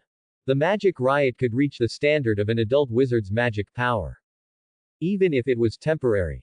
That also proved that this child was extremely talented. It was just that. When did that person have a descendant? He actually did not know at all. For a moment, Dumbledore's feelings were somewhat complicated. When he saw this child previously, he did not think much of it. But when he learned that Blake's surname was Grindelwald, he began to size Blake up carefully. Until this moment, he realized that between the child's eyebrows, it was indeed very similar to that man. But what made Dumbledore feel strange was, not only did he see Grindelwald's shadow on Blake, he also saw his own shadow. If he looked carefully, he would find that Blake's eyebrows and eyes resembled Grindelwald's. As for those azure blue pupils, were exactly the same as Dumbledore's. This child was just like a combination of him and Grindelwald. Could it be? Dumbledore suddenly had a very absurd thought in his heart. But it was also a very unbelievable thought. Although this thought was very absurd. But, if this thought was true, then, Fawkes would bring him here. It was very reasonable. When the members of the Dumbledore family were in danger, the Phoenix would rush to his side. Blake had been quietly observing Dumbledore's expression. Dumbledore's current expression. His expression was very complicated. As if he had encountered a very helpless matter. "That, Professor. Do you know the surname Grindelwald? I see that you seem to care a lot about this surname. If you know this surname," he said, "then, do you know my family?" Blake tried to test the waters by saying those words. This was a very reasonable question. Therefore, Dumbledore did not suspect him. After seeing his reaction, there was a real problem if Blake did not react. Which orphan would not be curious about his background? "Yes, I know this surname. I also know people with this surname. But, I can't tell you too much right now. I need to confirm something first." Dumbledore did not intend to tell Blake the surname Grindelwald's surname. "Alright, if you can confirm that matter, can you tell me everything about the Grindelwald family name?" Blake continued to ask. Dumbledore was silent for a while. Then, he sighed helplessly. "If it's really confirmed, I'll tell you everything you want to know." Dumbledore did not want to tell Blake about Grindelwald. However, although so many years had passed, there were still many people who knew about Grindelwald. How could he hide it from this child? Even if he did not tell Blake. When this child grew up, he would find the answer on his own. Therefore, Dumbledore decided to tell him. "Fawkes." Dumbledore called out to the Phoenix. The Phoenix let out a pleasant cry at Blake. It seemed to be saying goodbye to Blake. Then, it flew to Dumbledore's hand. Dumbledore plucked a leaf from a hanging branch. Then, the leaf turned into a blank piece of paper in his hand. When the paper was in the Phoenix's mouth, Blake's sharp eyes noticed. On the originally blank piece of paper, there was already a new line of words that read, "Circle and circle." The Phoenix held the paper in its mouth. With a flash of fire, it disappeared from Dumbledore's arm. "It's getting late. I will send you home. Here, I have sent a letter to someone to deal with it. You don't have to worry." Dumbledore walked on the streets of London with two children. Although his strange clothes attracted a lot of attention. But he didn't care at all. "Do you want to eat some ice cream? I always think that Muggle desserts are more imaginative. At the entrance of a dessert shop, Dumbledore suggested happily. Blake licked his dry lips. Then he nodded decisively. He didn't know why. Blake especially liked desserts. This seemed to be a hobby that he only had in this life. Especially when it came to sweet desserts like England. The sweeter it was, the more he liked it. Even he himself felt that it was strange. Hermione was a little embarrassed at first. But after seeing Blake nod, she nodded as well. She had lost her strawberry cake long ago. So she hadn't eaten the dessert that she had been longing for today. Dumbledore walked into the dessert shop. After a while, he took out 3 large cups of strawberry sundaes. It seemed that he was very familiar with everything in the Muggle world. He was also very familiar with shopping in Muggle shops. The 3 of them sat at the table at the entrance of the shop. They tasted the desserts in their hands in small bites. While tasting the desserts, Dumbledore asked Blake some more questions. Most of them were about his life in the orphanage. He seemed to be particularly concerned about Blake's previous experience. His life in the orphanage. There was nothing to hide. Therefore, Blake said it directly. Blake had transmigrated over these years. In fact, he hadn't been idle. Although he knew that he was a wizard. But he also knew, even a wizard needed money. So, over the years, he used the knowledge of his previous life. He secretly operated for a while. He also accumulated a lot of wealth. He even made a lot of good suggestions. He kept the orphanage, which was about to close down, afloat. That was why Madame Marian looked at him so differently. In the entire orphanage, he could enjoy the treatment of a single room. Apart from Blake, there was no other child. Because of this, he could buy an entire dessert shop without hesitation. After listening to Blake's brief history of entrepreneurship in the orphanage, Dumbledore didn't find it strange. After all, the children of the poor began to take charge of the household early. Furthermore, with Blake's aptitude, it was indeed not difficult to earn money. But these experiences were terrifying for Hermione. Hermione looked at Blake in shock. He started thinking of ways to earn money when he was 7 or 8 years old. He even saved a lot of money. This guy must be a monster. This was for her. It was simply inconceivable. What was she doing when she was 7 or 8? I think I'm in school. Showing off in front of a bunch of flunkies. Oh, that's right, this guy's magic is more powerful than mine. Compared to this guy, Hermione, who had always been proud, felt that he had suffered another blow. Blake sensed Hermione's shock. However, this time, the system did not draw a treasure chest. Ding. The target has reached the maximum number of treasure chest drops for today. Quote. Ding. From today onwards, the target will not drop any more treasure chests. Quote. Blake suddenly understood. Today, he had indeed caught Hermione and obtained quite a number of treasure chests. No wonder there was nothing left to pluck. But it didn't matter. He could continue on another day. Dumbledore and Blake sent Hermione home first. Goodbye, Professor. Goodbye, Blake, I'm looking forward to seeing you again at Hogwarts. After all, they had experienced a thrilling adventure together. Therefore, Hermione naturally treated Blake as a friend. I'm looking forward to it too, Hermione, Blake said with a smile. He thought of how many treasure chests there were in Hogwarts. Blake's eyes had turned into the shape of treasure chests. The Marian orphanage, where Blake lived, was actually located in the suburbs. But Dumbledore still chose to send Hermione home first. Therefore, Blake felt that Dumbledore must have something to say to him alone. However, out of his expectation, along the way, Dumbledore only told him some interesting things about the sorcerer world. He didn't mention anything else. At this moment, the sky was already a little dark. In the distance, Blake saw the entrance of the orphanage. Madame Marian was saying something to a police officer. It seems that you're going back too late, making the people who care about you worried. Dumbledore said softly. Oh, Madame Marian is making too much of a fuss. I've already grown up. It's normal to go home late. Quote. Blake held his forehead with his hand. It seemed that because he didn't go home, Madame Marian actually called the police. It's not like that, child. In this world, it's a very happy thing to have someone who cares about you. Well, I'll send you here. Otherwise, the Muggle police will think that an old lunatic like me kidnapped you. Dumbledore said with a smile. Blake also smiled. Professor, you will remember what you promised me. Of course, it won't be long before I come to find you again. At that time, I'll tell you everything. Go back, don't let the kind madam worry. By the way, don't tell anyone about your surname being Grindelwald for the time being.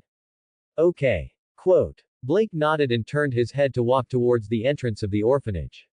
When he turned his head back again, Dumbledore had already disappeared. Actually, Dumbledore said that he was going to confirm something. Blake could also guess. He was definitely going to go to Numungard and ask that man where he went.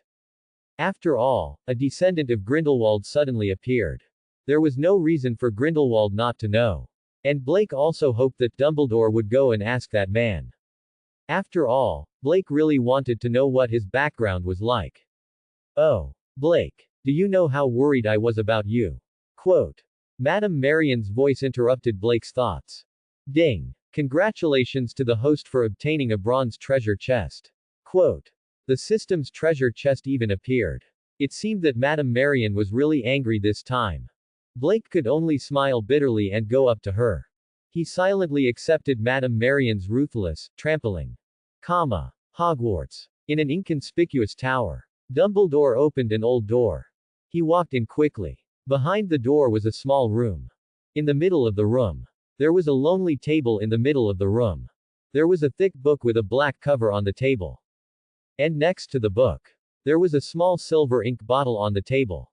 There was a long, faded quill in the ink bottle. It was the book of admission and the pen of acceptance used to select students for Hogwarts. The decision of the book of access and the pen of acceptance could not be changed. So far, no student had been admitted to Hogwarts without their names being recorded on the yellowed pages of the book of admission. Therefore, Dumbledore believed it. He would definitely be able to find Blake's name in the entry book. When Dumbledore came closer, the black book on the table suddenly floated up. He slowly opened the black dragon skin cover. The yellowed pages of the parchment were revealed. Just as Dumbledore was about to check the book of entry, a voice suddenly rang out. Suddenly, the pen of acceptance that had been still at the side slowly flew up. Then, he approached the book of entry. The book of entry also flipped open its pages. Subsequently, under Dumbledore's surprised gaze, the pen of acceptance wrote several letters on the pages of the book of entry. On the yellowed pages, behind a name that was originally written in old handwriting, several letters had been added. This name was Blake Grindelwald. Dumbledore frowned. Someone deliberately concealed Blake's real surname. Even the book of admission and the pen of acceptance were deceived. Dumbledore knew the magic that hid Blake's surname. It was on that name tag. The magic riot caused by Blake today was too strong. It accidentally broke the magic that hid his surname. This allowed the book of admission and the pen of acceptance to recognize Blake's real surname. Fill in the missing letters of Blake's surname. Blake Grindelwald. Date of birth, August 15, 1980. Dumbledore silently remembered Blake's birthday. Then, he turned around and left the tower. Now, he had to go on a long trip. Madame Marion had a sharp tongue but a soft heart. Therefore, when Blake returned to his room, he rubbed his red ear. His hands were also filled with the desserts that Madame Marion had left for him. After Blake returned to his room, the first thing he did was to pile all the desserts on the bed. Then he began to check the doors and windows. After making sure that the doors and windows were locked. After ensuring that he would not be disturbed. He pulled over a broken chair and sat down. Then he began to check the system space. He did not even take a look at his favorite desserts. Although the desserts were very good. But at this moment, what else could compare to the joy of opening the treasure chest? Right then, in the system space, there were a few treasure chests lying quietly. Blake did a quick count. There were a total of 5 treasure chests. Among them, 1 bronze treasure chest, 1 silver treasure chest. There were 2 gold treasure chests. And the most important thing was, there was also a supreme treasure chest. This was authenticated by the system. It was a treasure chest of the highest quality. He did not expect it to drop so quickly. Blake pondered for a moment. He decided to start with the treasure chests of lower quality. Of course, he had to leave the good stuff for last. System. I want to open the treasure chest. Open the bronze treasure chest first. Quote. Blake said softly. Ding. The system is opening the bronze treasure chest for the host. Quote. Ding. Congratulations to the host for obtaining intermediate cooking proficiency. Quote. Cooking. Well, Blake could somewhat figure out the pattern of the items that were opened from the system treasure chest now. This bronze chest was dropped by Madame Marion. And Madame Marion's cooking skills were very good. Therefore, in this chest, the drop rate of skills related to cooking had increased accordingly. Perhaps, when I want to learn some skills in the future, I can find the corresponding person to clear the treasure chest. At the thought of this, Blake's eyes lit up. Choosing the right card pool to draw the card was the unchanging truth. Ding. It is installing intermediate cooking proficiency for the host. Quote. Ding. Installation successful. Quote. Then, Blake felt that there were a lot of cooking skills in his mind. Not only that, he felt that he had a lot of skills in his hands. If he was given a kitchen knife at this time, he felt that he could carve a flower on tofu. This prevented him from having any brain problems. He would not be in an awkward situation. That's great. Although this was only an intermediate skill. And it had nothing to do with magic. But this skill was what Blake had always wanted. One had to know that he loved delicious food the most. But, unfortunately, he was also a killer in the kitchen. He once pestered Madame Marion to teach him how to cook. But, Marion only tolerated him for an hour. And then chased him out. But now, Mom doesn't have to worry that I can't cook anymore. After Blake was happy for a while, he casually opened a small box of cakes. And took a bite. The taste is still a little lacking. It would be perfect if the ratio of honey was higher. Quote. After Blake finished the evaluation, he realized. After he had intermediate cooking skills, he could actually taste the food made by other chefs. At the very least, the dessert shop's baker. His cooking skills were far from Blake's now. But everyone knew that. No one would dare to open a dessert shop in London if they were not capable. The dessert shop's baker's cooking skills should be very good. In other words, the intermediate skill was not as bad as Blake thought. At least it was much better than ordinary professionals.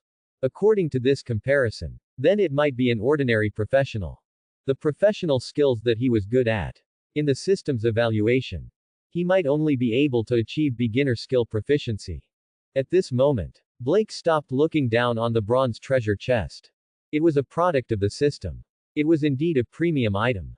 Even if it was the lowest level bronze treasure chest, it could also give Blake benefits that ordinary people could not reach.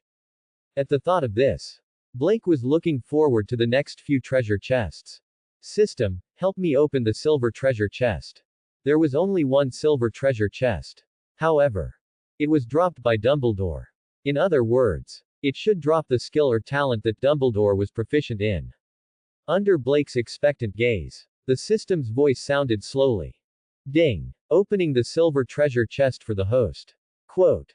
Ding. Congratulations to the host for obtaining advanced alchemy talent. Quote. Alchemy talent. Blake scratched his head. Dumbledore was indeed a master alchemist.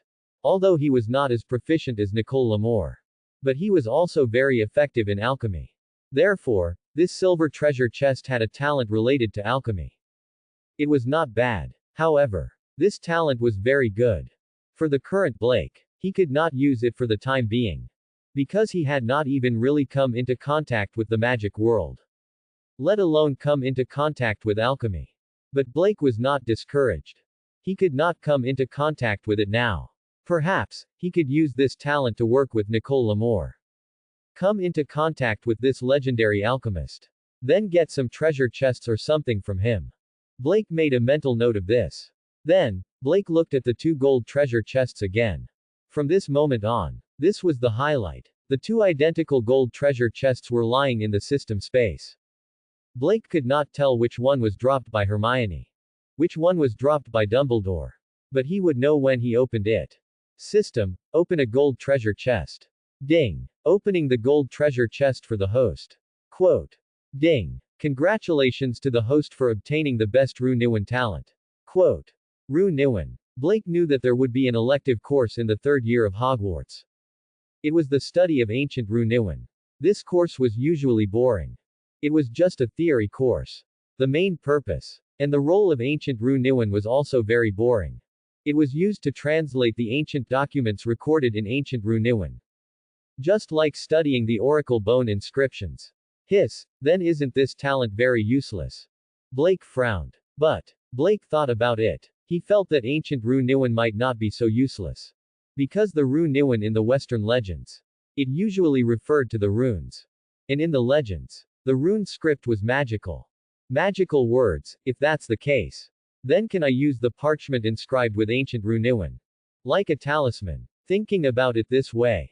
Blake already had an image in his mind. Actually, Blake wasn't sure if this ancient rune really had the potential to be developed. After all, for so long, the wizards all treated this ancient rune as a rune. They treated it as an ordinary ancient rune. Only some master alchemists would master one or two ancient runes that really had magical power. However, according to the comparison of the cooking skills of the intermediate chef and the ordinary chef, Blake felt the intermediate talent should be far better than the ordinary expert's talent. Not to mention the best talent. He had the best ancient rune talent. In addition to the academic genius talent that he had previously obtained. He believed that when he came into contact with the ancient rune, he would definitely be able to find something that others couldn't find from it. Looks like when I go to Diagon Alley, I have to buy a lot of things. At least some magic books are a must. Books in the wizard world were usually very expensive. Fortunately, Blake was prepared. He had earned a lot of money before. He planned to exchange the money for gold. Then he would go to Gringotts and those greedy fairies to exchange for gold. After he planned it out, Blake once again let the system open the last golden treasure chest. Ding! Opening the golden treasure chest for the host.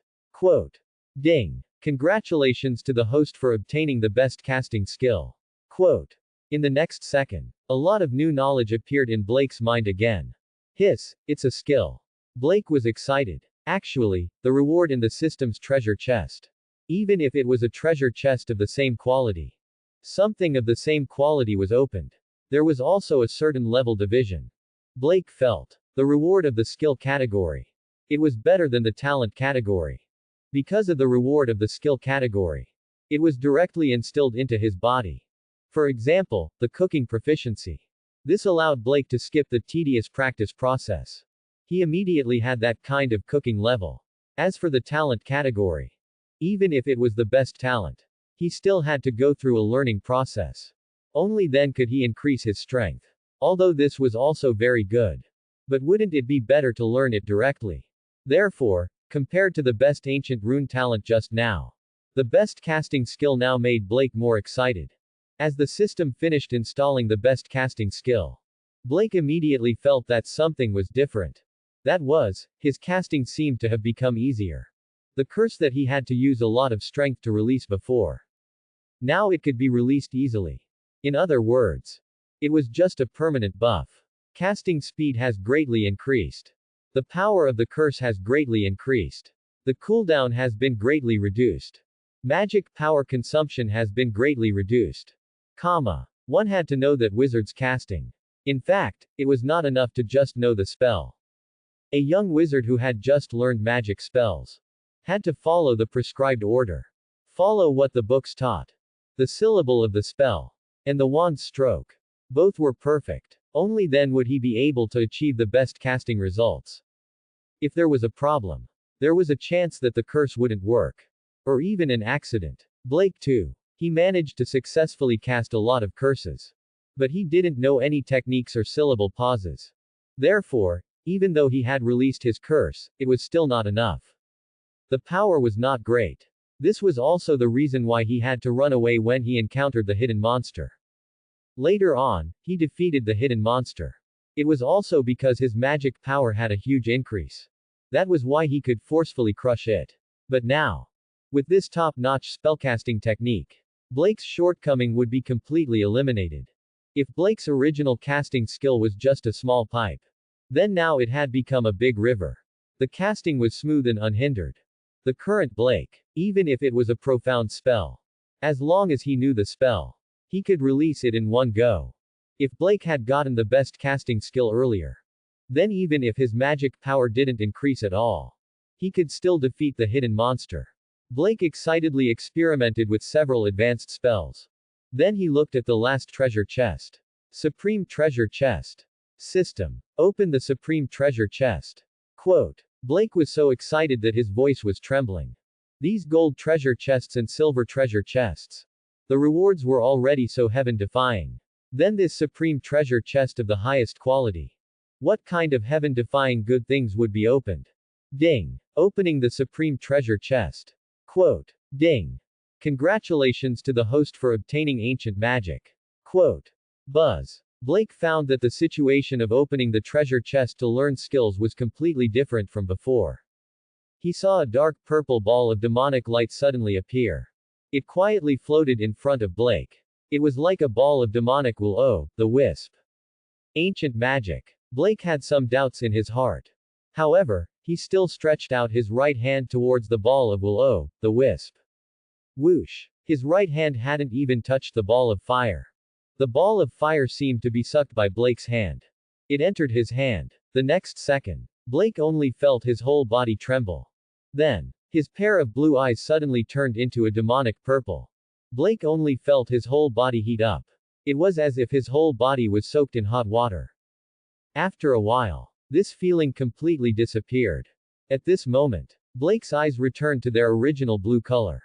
At this moment, there was a new piece of knowledge in Blake's mind. At the same time, he could also feel that there was a new kind of power in his body.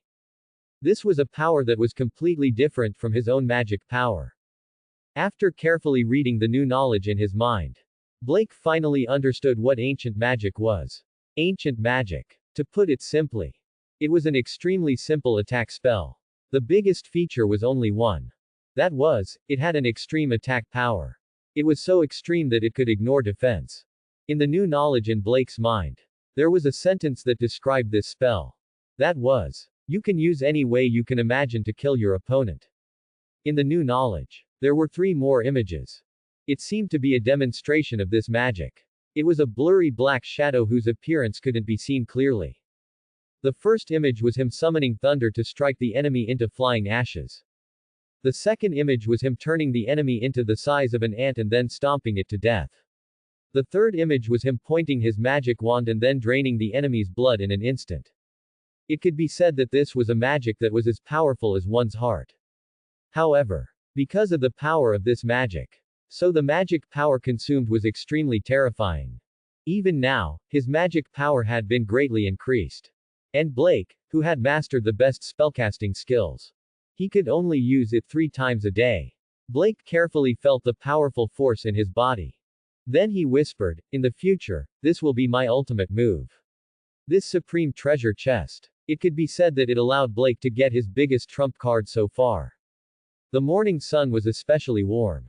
But why did Blake feel that the sun was a little hot today? Blake slowly opened his eyes. Then he knew why he felt hot. He saw a big fiery red bird next to him, squatting on his bed. You, Fox. Blake immediately woke up. He opened ancient magic last night. Blake was excited for a long time before he fell asleep. He didn't expect to see the Phoenix Fox as soon as he opened his eyes in the morning. Could it be that Dumbledore was here? Blake looked around his small room. He didn't find Dumbledore sitting on his chair. Instead, Fox called out to him excitedly. Then it took a letter out from under its pillow. Then it pulled it out with its claws and gave it to Blake. Are you here to deliver a letter to me? Only then did Blake understand. Fox was here to deliver a letter. Fortunately, he closed the doors and windows last night. The Phoenix could come in. But others couldn't come in. Otherwise, it would be troublesome if others saw Fox. He couldn't tell Madame Marion directly. This was a fat Scottish round-faced chicken with a little bit of red, right? He saw that Fox was urging him. Blake had no choice but to open the letter. He read it. In the letter, there were circles in the iconic handwriting. It was indeed Dumbledore's handwriting. There wasn't much content in the letter. It just wanted to borrow something from Blake. After reading it, Blake took off the tag around his neck. The tag that had been completely repaired. In the early morning sun, it shone with a metallic luster. Fox patted Blake's shoulder with its wings. Then it called out affectionately twice. Finally, it picked up Blake's tag with its mouth. It disappeared into the fire. Blake watched the phoenix disappear into the fire.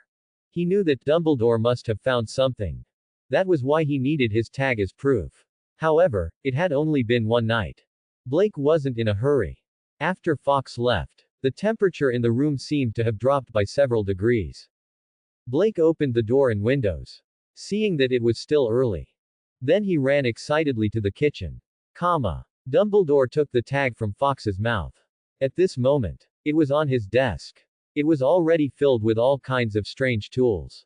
Most of them were related to alchemy. After putting the tag on the desk, a busy test officially began.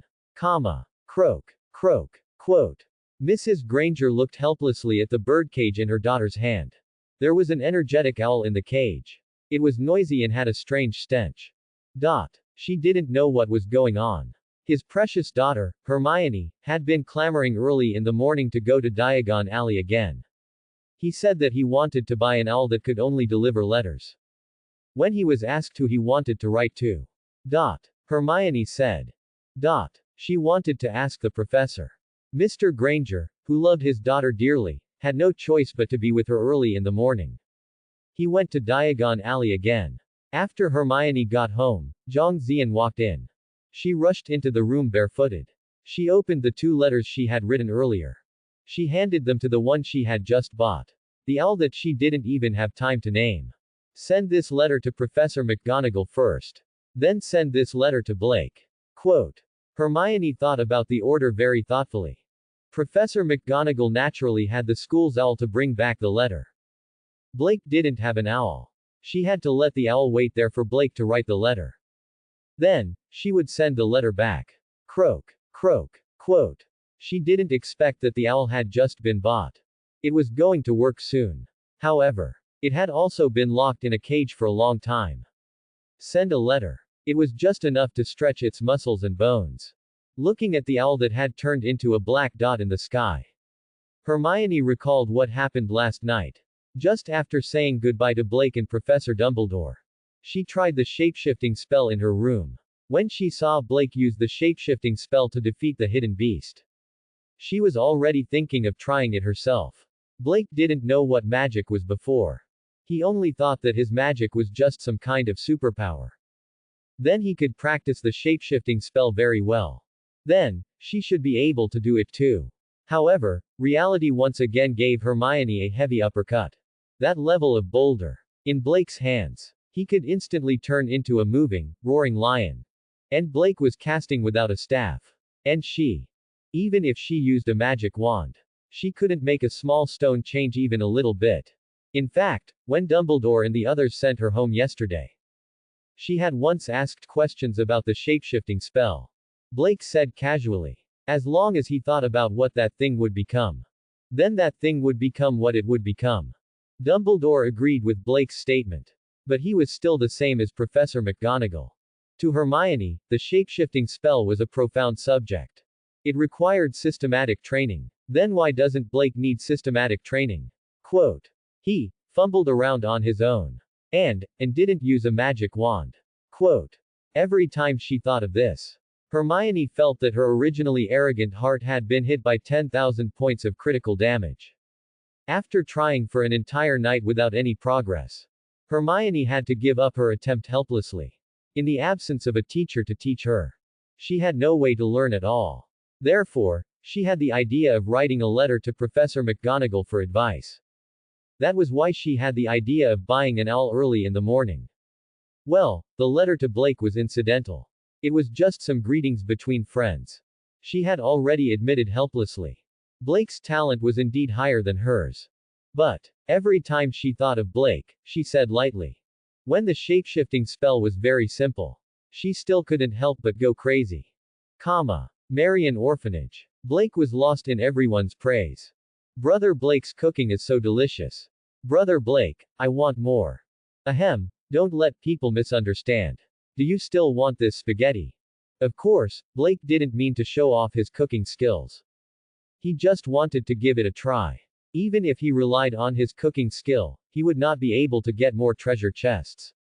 Sure enough, the children who were elated because of the delicious food. His system kept ringing with notifications. Of course. It was a pity. The notifications were all not enough emotion points. Failed to draw treasure chest. Blake was a little disappointed. These children were still young. In that case, the chances of getting a treasure chest would be very low. As for Lady Marian, whom she had high hopes for. All right then. Although Lady Marian was suddenly enlightened by Blake. She actually made such delicious breakfast.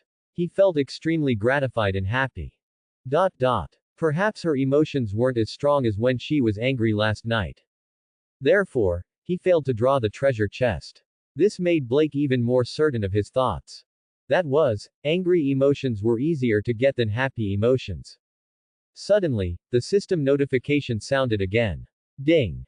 Frantic emotions detected. Quote. Ding. Congratulations to the host for obtaining a bronze treasure chest. Quote. Crazy. Blake looked around. The children were very happy. Oh, Hermione. It must be you, right? Quote. I'm crying. Really? Quote. You didn't forget to send me treasure chests at home. Phew. Dumbledore straightened his back. He took off the special glasses that he was wearing on his eyes. Blake's name tag was lying quietly on the desk. But the name tag now. Compared to before, it was a little different. It seemed that the color had become lighter. From the original pure black. It had become grayish black. Dumbledore turned the name tag over. He saw the back of the name tag. There was an additional symbol. That was not there before. Dumbledore tried several methods. Only then did he make this symbol appear. It was a circular symbol. In the middle of the circular symbol. It was dotted with all kinds of strange symbols. With Dumbledore's erudition. He was actually unable to identify the meaning of those symbols. But among the many symbols, he saw a familiar symbol. That was the symbol of the sacred artifact of death. Dumbledore stretched out a slender finger. He gently pressed on the symbol. The next second, the symbols in the entire circular symbol suddenly moved. The many symbols were constantly breaking down and reorganizing. Finally, they turned into letters. The letters adjusted their order again. Finally, when everything returned to silence, the letters formed a line of words. They were read together. It was G. Institute of Biology. Professor McGonagall was busy in her office. Even though it was still summer vacation. But, who asked her to have such a principal who did not like to interfere in things? There were many things. She had to finish them before school started on September 1st. Flutter. The sound of wings flapping suddenly sounded outside the window. Professor McGonagall was just about to take a break. She saw an owl outside the window. Thus, he casually placed it inside. The owl seemed very excited. It ignored the owl biscuits on Professor McGonagall's desk. After throwing down the letter, it turned around and flew away. Professor McGonagall waved her magic wand. A teapot and a teacup flew over shakily. They automatically poured a cup of tea for Professor McGonagall. After Professor McGonagall took a sip of tea, she picked up the letter. Hermione Granger. A little girl with a pair of front teeth flashed through Professor McGonagall's mind. Then a smile flashed across her face. She was the one who brought the Granger family to Diagon Alley. She spent a day with this child. So she had a certain understanding of this child. Overall, this was a smart and studious child. And it was on her. Professor McGonagall could vaguely see a trace of herself. So, she quite liked this little girl. Professor McGonagall curiously opened the little girl's letter. It seemed that she had a lot of questions. Otherwise, why was the letter so? Take a break. She could take a look. Professor McGonagall read the letter. She continued to drink her tea leisurely. But a moment later, she never picked up the teacup on the table again. A hidden monster. This child actually encountered such a monster. Although she knew that Hermione could write to her now. This proved that he was safe and sound. But she still felt her heart clench. After all, she was an 11 or 12-year-old wizard. When she faced that kind of monster, it was like a lamb facing a hungry wolf. There was no chance of winning. Professor McGonagall didn't care about drinking tea. She continued to read. An 11-year-old boy. He used a transformation spell to defeat a hidden monster. Professor McGonagall had actually thought of several possibilities for Hermione to be saved. For example, she was saved by a passing wizard. Or Hermione thought of a way to scare the monster away. But she did not expect that concealment monster would die in the hands of an 11-year-old child. A sense of absurdity rose in Professor McGonagall's heart at the first moment. Was this child lying? This was Professor McGonagall's first reaction. Because the transfiguration spell was a profound magic subject. She was a master of transfiguration. Along the way, with today's achievements, she did not know how much effort she had put in. She did not know how much effort she had put in. An 11-year-old wizard. Logically speaking, he should not even be able to cast an illumination spell. But Hermione actually said, that boy used the transfiguration spell to kill a ferocious concealment monster. Concealment monsters were monsters. They were very cunning and very ferocious. Even if they were adult wizards. To kill an adult concealment monster. It was not a simple matter. Professor McGonagall was already a little angry in her heart. Because she felt that this child was lying. But then she met Professor Dumbledore. Professor McGonagall frowned. Hermione dared to say that. Was she really not afraid that her lie would be exposed? One had to know that it was very easy for her to find Dumbledore to verify the truth of this matter.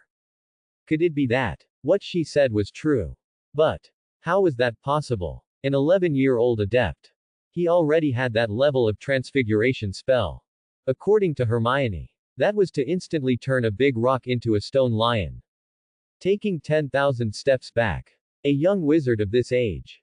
Even if he really had such attainments in transfiguration spell.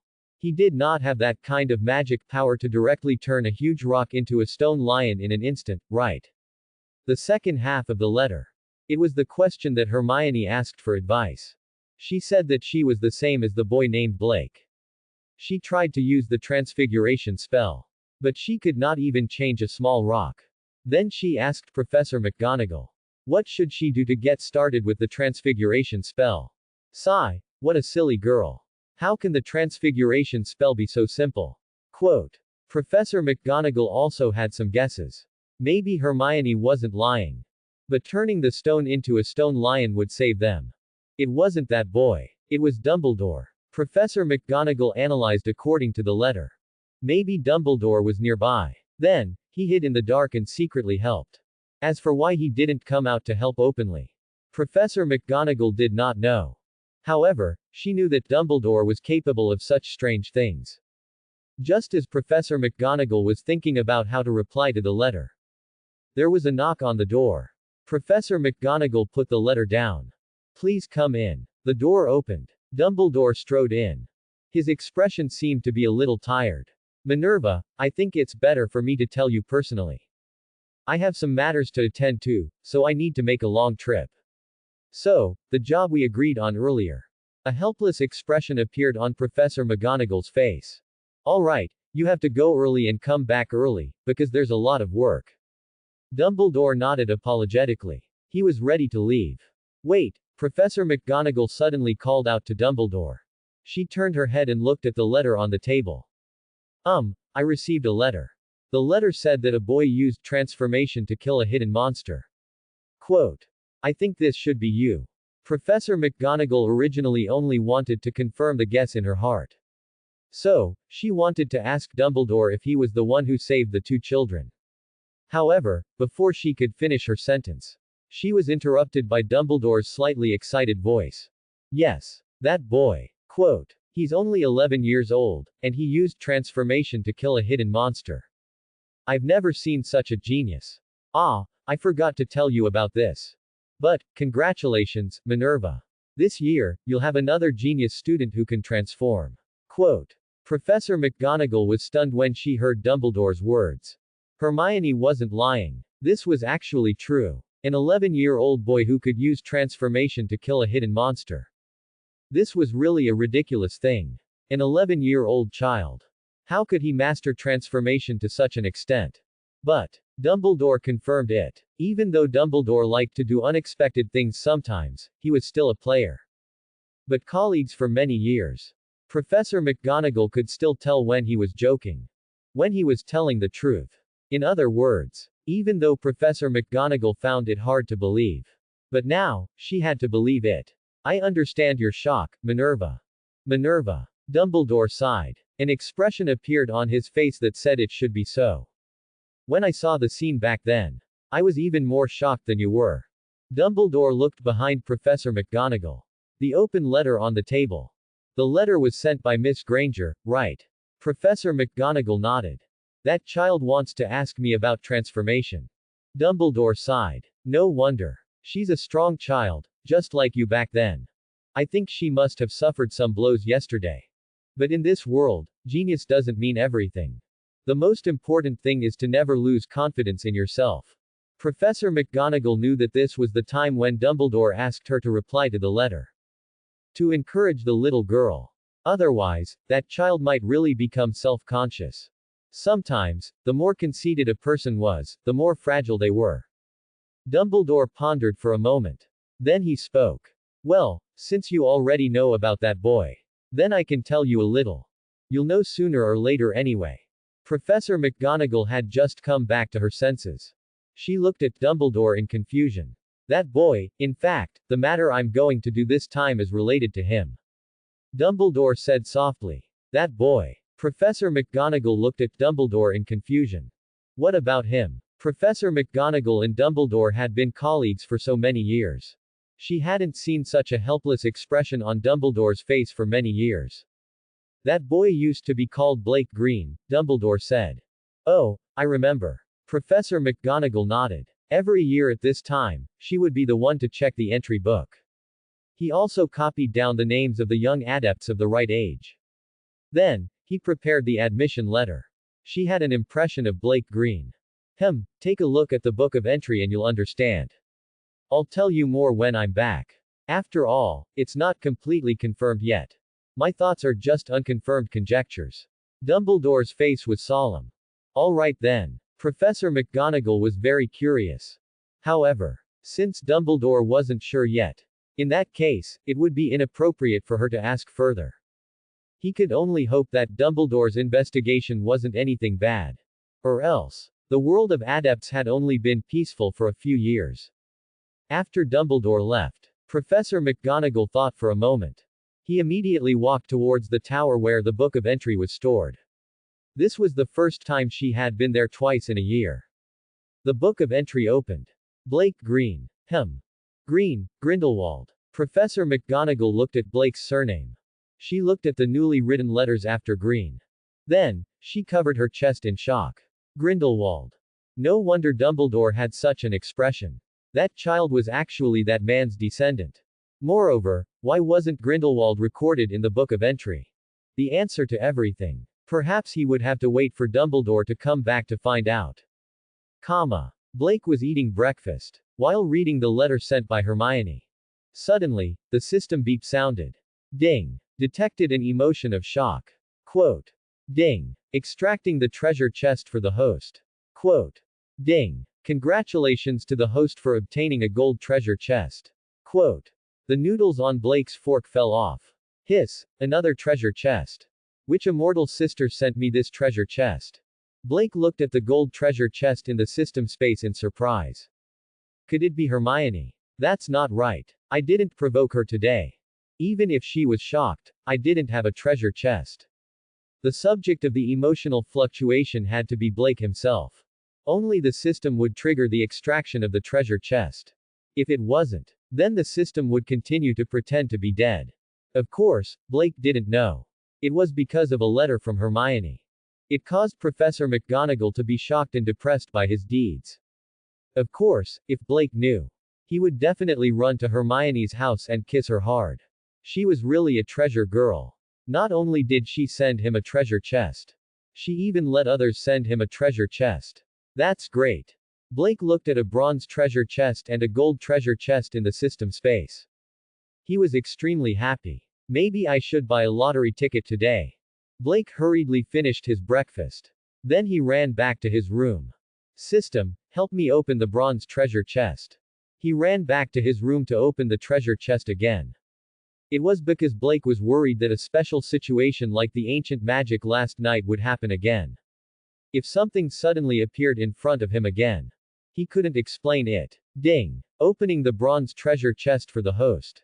Quote. Ding. Congratulations to the host for obtaining 50 gold coins. Quote. Huh. Blake looked at the 50 shiny gold coins that had been automatically placed in the system warehouse in astonishment. System storage. It wasn't there before. Following his thought, Yi Zichen's heart trembled. A gold coin appeared in his hand. Blake looked at the gold coin in his hand excitedly. This was the first time he had given out a physical reward. He was not happy because of the money. It was because this proved that the treasure chest did not only contain talents and skills. He could even open a real item. Furthermore, with another thought, Blake made another decision. The gold coin disappeared from Blake's hand once again. He reappeared in the system warehouse. Blake excitedly picked up a pen from the table. He muttered in his heart. The next second, the pen disappeared from his hand. He focused his attention on the system warehouse again. Blake realized the old pen was lying quietly beside the pile of gold coins. As expected, because this was the first time a physical reward had appeared. That was why Blake didn't notice it until now. The system actually had a system warehouse. It was not the system space that could only store treasure chests. Instead, it was a system warehouse that could store physical objects. Rubbish system. I knew you didn't give me the instruction manual. Quote. In the room, Blake was about to test the size of the system warehouse. The system notification sounded again. Ding. Extremely shocked and worried emotions have been detected. Quote. Ding. Extracting the treasure chest for the host. Quote. Ding. Congratulations to the host for obtaining a diamond treasure chest. Quote. Ah. Blake was a little confused. What's wrong?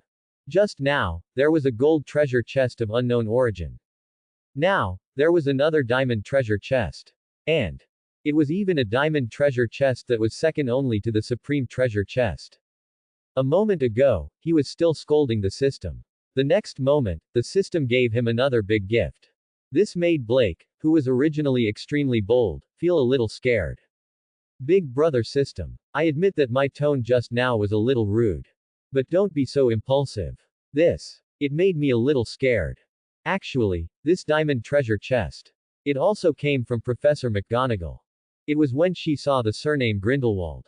This surname represented chaos and war back then. And what Professor McGonagall was most worried about now. It happened to be that her stable life was destroyed. One had to know that Voldemort had disappeared not many years ago. A lot of pain had not been healed yet. Now, she saw another surname of the Black Devil. When she associated it with Dumbledore's departure, she looked like she was hiding something. How could she not think too much? So, when she saw this surname, she even had a stress reaction. That was why she gave Blake a diamond treasure chest.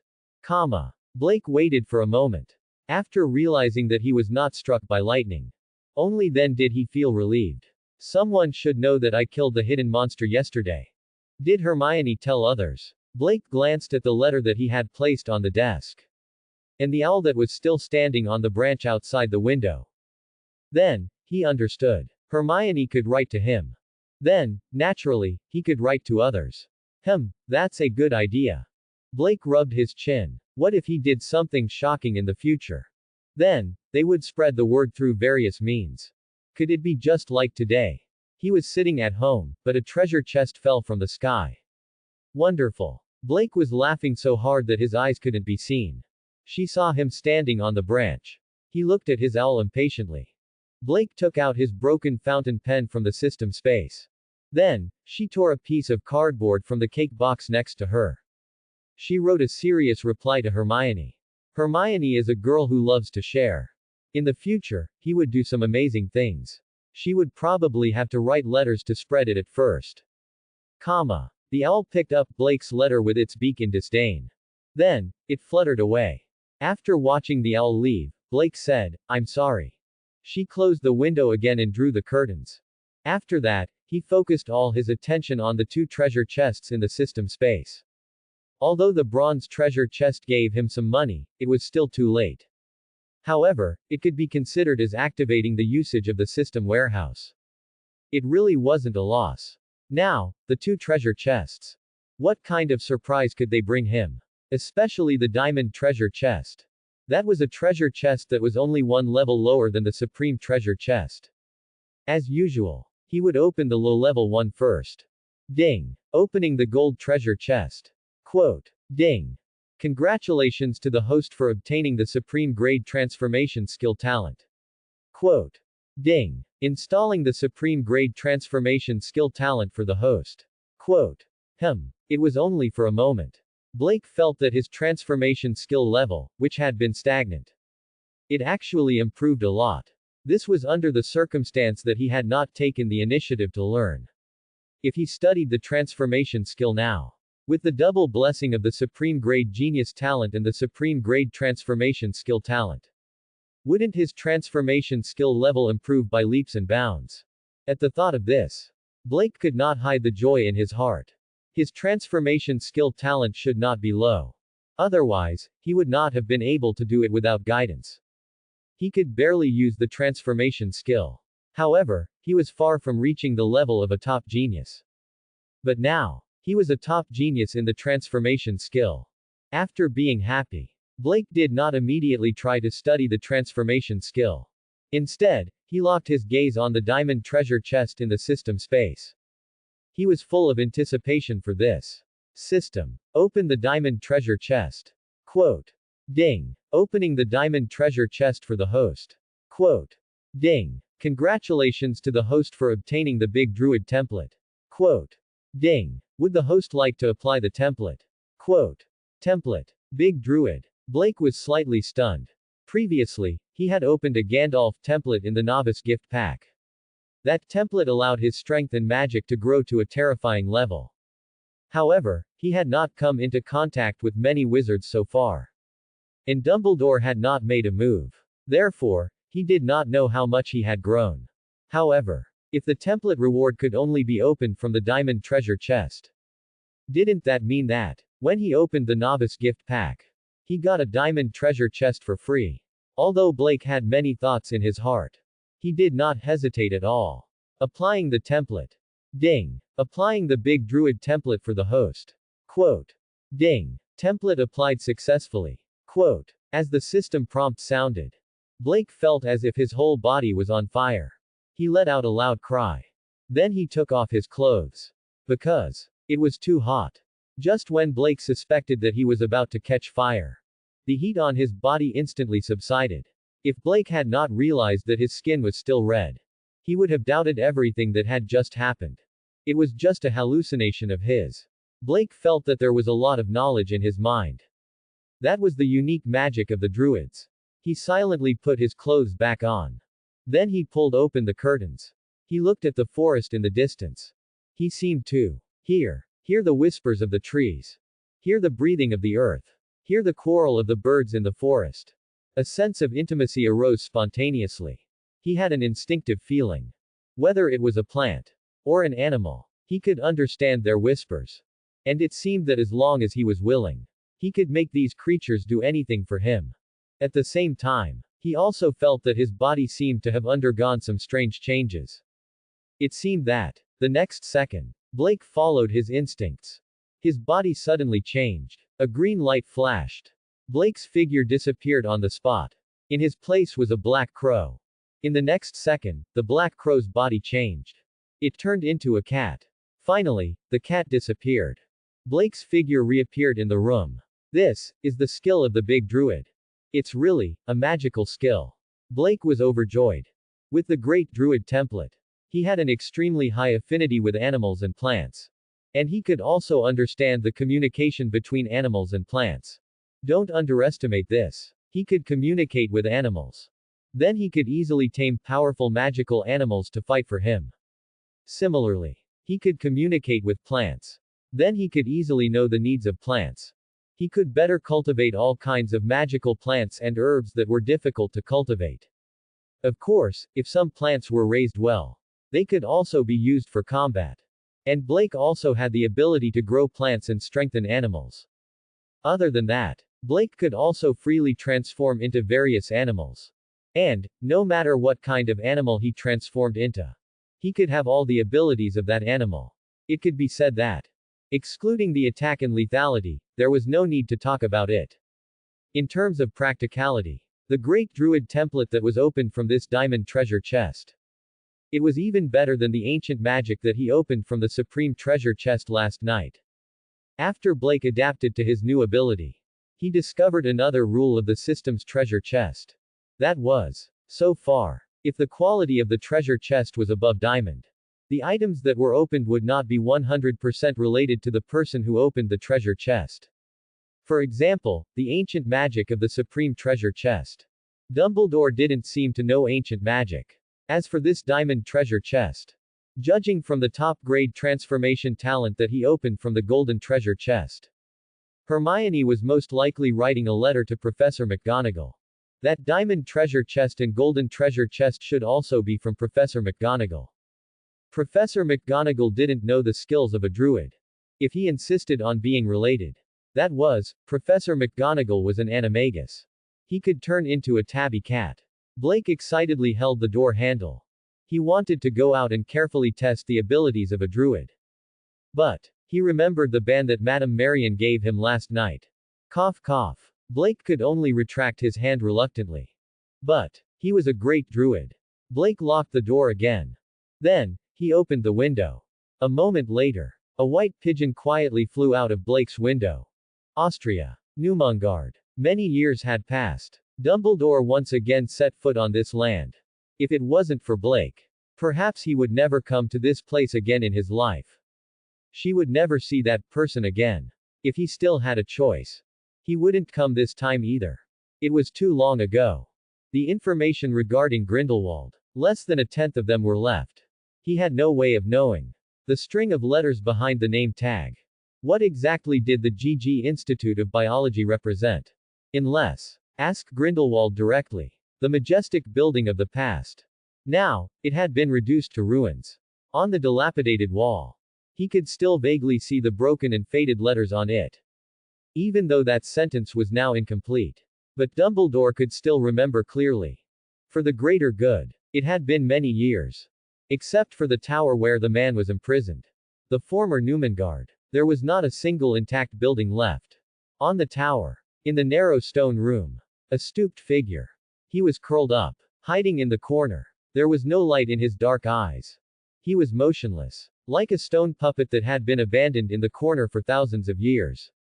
Until he heard the sound of footsteps. Da. Da. Da. Quote. He trembled and raised his head. He looked at the narrow window gap high up on the opposite wall. Years of captivity. His body was no longer the same as before. Finally, the footsteps stopped. They stopped under the window. But the window was too high. He couldn't see who the person outside was clearly. Gululu. Suddenly, the stone wall that he had been looking at for decades. It was as if it had turned into water. It stirred up circles of ripples. Then, a hole appeared on the stone wall. The hole grew bigger and bigger. Finally, it turned into a door. Outside the door, a tall and thin figure stood there quietly. Light shone in from behind the figure. On the ground that hadn't seen sunlight for decades. It formed a large circle of light spots. Grindelwald narrowed his dark eyes. He tried hard to see who that person was.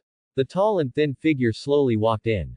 So it's you. Even though the person in front of him had become so old. He was no longer as high-spirited as before. But he still recognized him at a glance. Dumbledore, long time no see. Grindelwald's voice was so hoarse that it didn't look like him. Dumbledore looked at his best partner from back then. Seeing how weak he had become. A trace of sadness flashed through his eyes. However, he quickly recovered. Grindelwald. Indeed, it's been a long time. Quote. Speak, what's the matter? Grindelwald slowly stood up with the help of the wall.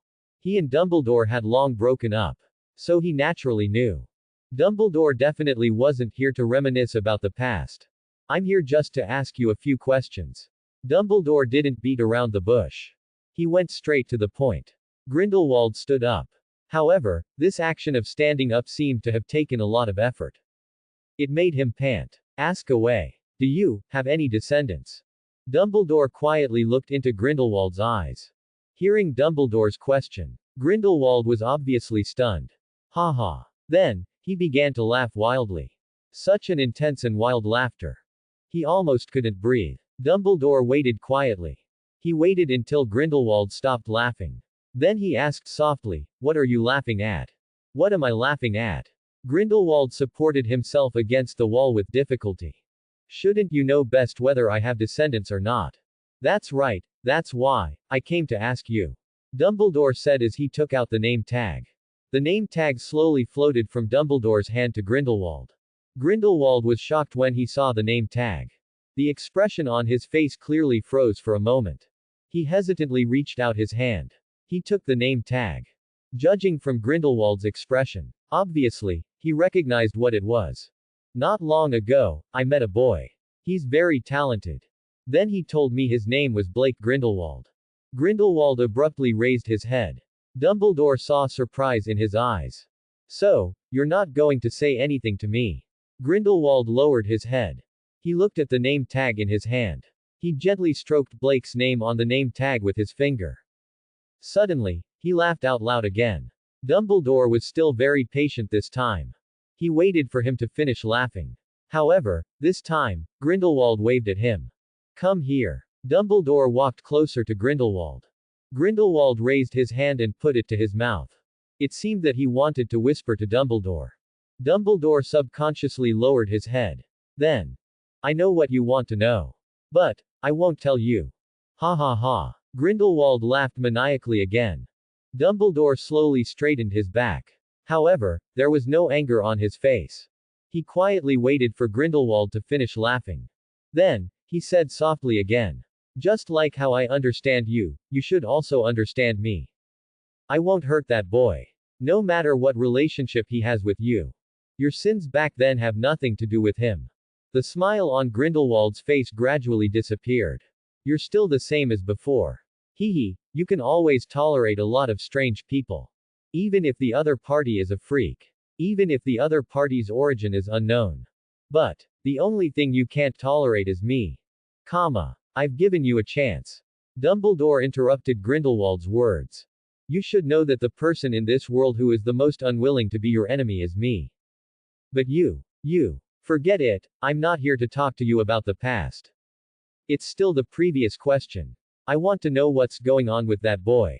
Why, does he have the bloodline of the Dumbledore family? Grindelwald was silent. He did not answer Dumbledore's question. After a long while, Dumbledore sighed softly. Sigh. Even if you don't say it, I have a way to know. Hearing this sentence, Grindelwald could not help but raise his head and look at Dumbledore. Biological Research Institute. I've already asked someone to search all the information in the wizard world. But I couldn't find this word. Maybe it's too long ago and the information is lost. But, the people in the wizard world usually don't name it that way. Only Muggles, their scientific research base will be named so-and-so Research Institute. As far as I know, Muggles have always been very good at storing information. So, Grindelwald sighed. He understood that this matter could not be hidden from Dumbledore in the end. As long as Dumbledore went to the Muggle world to investigate, he would naturally find clues. He did cooperate with Muggles back then. Because although he felt that Muggles were not as noble as wizards. However, he would not deny Muggles' outstanding science and technology. After a long while, Grindelwald sighed. Let's go take a look at this place. You'll know when you get there. Grindelwald held up a finger. He pressed it on the logo of the nameplate. The next second. At the bottom of the letter, GG Institute of Biology. Another line of letters appeared. It was an address. It was as if it had always existed. It was just that he had been hiding it all along. Dumbledore looked at the name tag that floated back in surprise. He took a deep look at Grindelwald. It turned out that. Can you always leave this place? Let's go. Grindelwald squatted down in the corner again. No matter what you see there, you have to remember what you said before.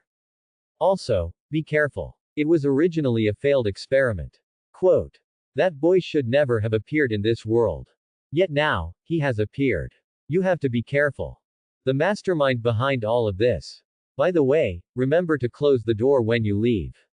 As he spoke, Grindelwald bent his body again. She curled up in the corner. He no longer bothered with Dumbledore. A failed experiment. A boy who shouldn't have appeared in this world. The mastermind behind all of this. Many words hovered in Dumbledore's mind. This made him wary. Dumbledore decided to go to the address that Grindelwald gave him first to take a look. Grindelwald refused to say more. But Dumbledore believed. In that place, he would know more. Dumbledore left. He didn't forget to close the door when he left. He changed the stone wall back. The narrow stone room returned to its previous silence. After a long time, Grindelwald suddenly raised his head. He called out loudly. Gucci. Gucci. Quote. Pa. The sound of a whip hitting the ground rang out. A house elf with a wrinkled face appeared in the stone room. His clothes were ragged. Furthermore, he seemed to be quite old. Master. Are you hungry? Gucci will cook for you right away. Quote. Gucci was the last house elf of the Grindelwald family. When Grindelwald was imprisoned in Numangard, only she was allowed to serve her old master here. So far, her mission was very simple. That was to provide Grindelwald with 3 meals a day. So that he wouldn't starve to death.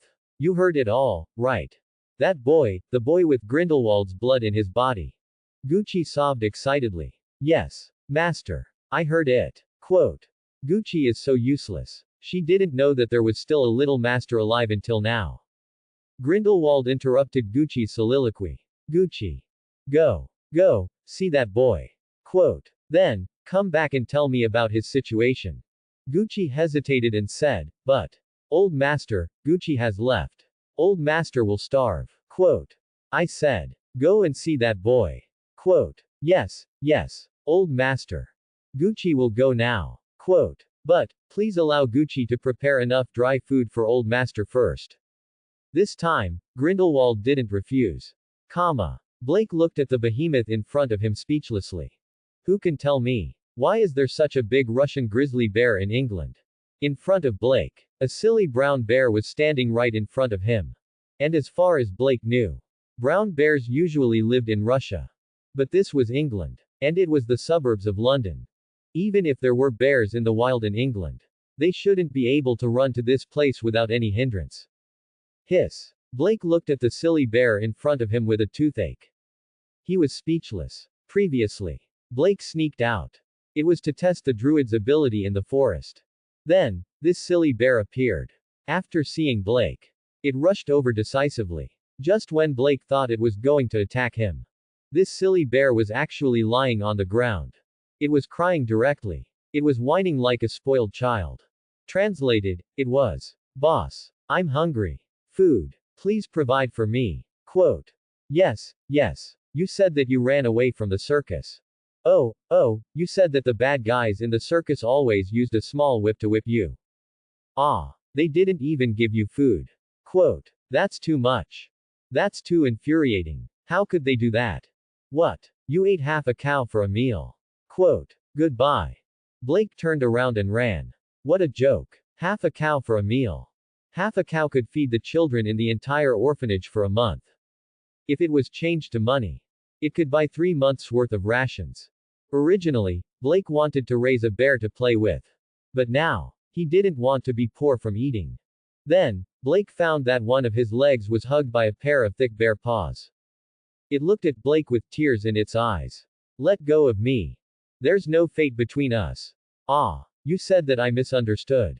Quote. It's not half a cow. It's only half a cow's food. Hiss, they wanted to save trouble and directly gave you cow feed.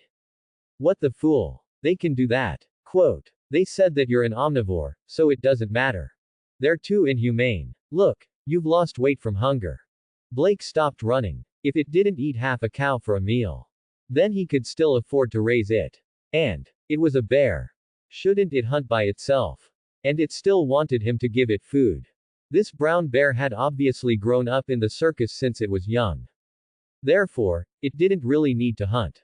However, as a righteous druid, a righteous partner, how could he not ask about this matter? Then, Blake grabbed the big silly bear's neck. They began to chat. He seriously taught the brown bear how to hunt, how to fish for a hornet's nest, how to pick berries. What a joke. A druid had a pet. And he had to feed it himself. In the end, the big silly bear's eyes were brimming with tears. It reluctantly bid farewell to Blake. When they returned to the forest, then it realized that something was wrong. Didn't it want its big brother to feed it? Why did it end up hunting by itself? America. Los Angeles. Dumbledore's figure appeared in front of a dilapidated factory building. As he was anxious. So, Dumbledore was the same as before. He didn't apply to the United States Congress of Magic. He came directly to America quietly. Although the journey. But for him, it was nothing. There was no one near the factory building. Because it was rumored. It wasn't as if there weren't homeless people who wanted to move in. But, those homeless people are not missing. They were crazy. Over time. Since then, no one was willing to approach this place. Heard. This place had been abandoned for decades. Dumbledore looked at the address on the name tag. It was indeed. He raised his head. He looked at the old factory building in front of him that looked gloomy in the night. Then, he stretched out a finger. He gently tapped the air in front of him. The next second, in Dumbledore's eyes, the old factory building disappeared. In its place, it was a neat building. On the roof of the building, there was a big signboard hanging there. G. Biological Research Institute. Dumbledore took a deep breath. Then he strode in. As Dumbledore walked towards the building, behind him, the entire space fluctuated. Then, Dumbledore disappeared. And that building, it became a gloomy old factory building again. It seemed to be because of magic. Although the entire building had been there for so many years, it was still spotless. Dumbledore carefully searched the entire building. It didn't take long to find the place he was looking for. That was also the most messy place in the entire building. There was only a huge petri dish in the entire room. But now, there was a big hole in the petri dish. And the petri dish was already empty. There was still dried culture liquid on the ground. Dumbledore looked around the entire culture room. He soon found what he was looking for. Because they didn't intend to hide this thing. There was no need for that. It was an experiment log. Dumbledore opened the experiment log. He carefully flipped through it page by page. The experiment log was very thick. But, Dumbledore quickly found all the content he wanted to know. After an unknown amount of time, Dumbledore closed the experiment log in his hand. There was a bitter smile on his face. Grindelwald had really given him a difficult problem. However, he still remembered his promise to Grindelwald not long ago. That was, he wouldn't hurt that boy. Blake, why did you buy so much salmon? The children can't eat so much. Mrs. Marion looked at Blake with some resentment. It's okay, Mrs. Marion. I'm the one who cooked this meal. Quote. You can go and wait with the others. Blake pushed Mrs. Marion out of the kitchen. This child. Lady Marion grumbled softly. But her heart was filled with gratification. She didn't know why. This child's cooking skills suddenly became good. In the end, she was pushed out of the kitchen instead. Mrs. Marion had to stay with the other children, waiting for Blake to prepare dinner. Blake prepared so many salmon. Of course, it was useful. Although he said that he would let the big silly boy hunt by himself. But he was still a little worried that this silly boy wouldn't be able to find food. After all, he grew up in the circus. So, when he was cooking, he deliberately hid a lot of salmon in the system warehouse. When the time came, he would give the big silly boy an extra meal. Blake. Blake saw Mrs. Marion who had returned. Leave this to me. No, Blake. There's an old man outside who says he wants to see you. Quote. Blake's hands paused for a moment. He knew who came. Since he came, it meant that he already had an answer. In a small room, Dumbledore sat on the only chair in the room. The chair was very old. It seemed to be a little shaky. And after Blake closed the door, he sat directly on the bed. He opened a box of chocolates. He handed it to Dumbledore. Sorry, Professor, I don't have tea here. It's okay, child. I have it. Quote. Dumbledore said with a smile. He stretched out his right hand. Then, a floating tray appeared out of thin air on his right hand. There was an exquisite tea set on the tray. The tea set automatically poured a cup of tea. It flew towards Blake. Thank you. So, you should have an answer. Yes, I already know everything. Dumbledore paused for a moment. Then he continued, including your background. That's what happened. In the end, I convinced everyone at that time. I didn't put Grindelwald in Azkaban. Instead, I put him in the prison he built himself, Numungard. After talking about the past with Grindelwald, Dumbledore picked up the teacup and took a sip. He looked at the simple room. Suddenly, he felt that it was somewhat familiar. Many years ago, he had once visited an orphanage. There was also such a room there. However, the owner of that room. Many years later, it set off a bloody storm. He glanced at Blake. Then, he secretly made up his mind. He would never let Blake become such a person. So that's how it is. Although Blake already knew about this, he still pretended that it was the first time he had heard about this. After all, this was what he had asked Dumbledore to tell him. Next, it was time to get to the point. Then, who am I to Grindelwald? Why was I abandoned in the orphanage? Facing Blake's question, Dumbledore sighed softly. Because he suddenly didn't know how to speak. After pondering for a while. You just heard me talk about what happened back then.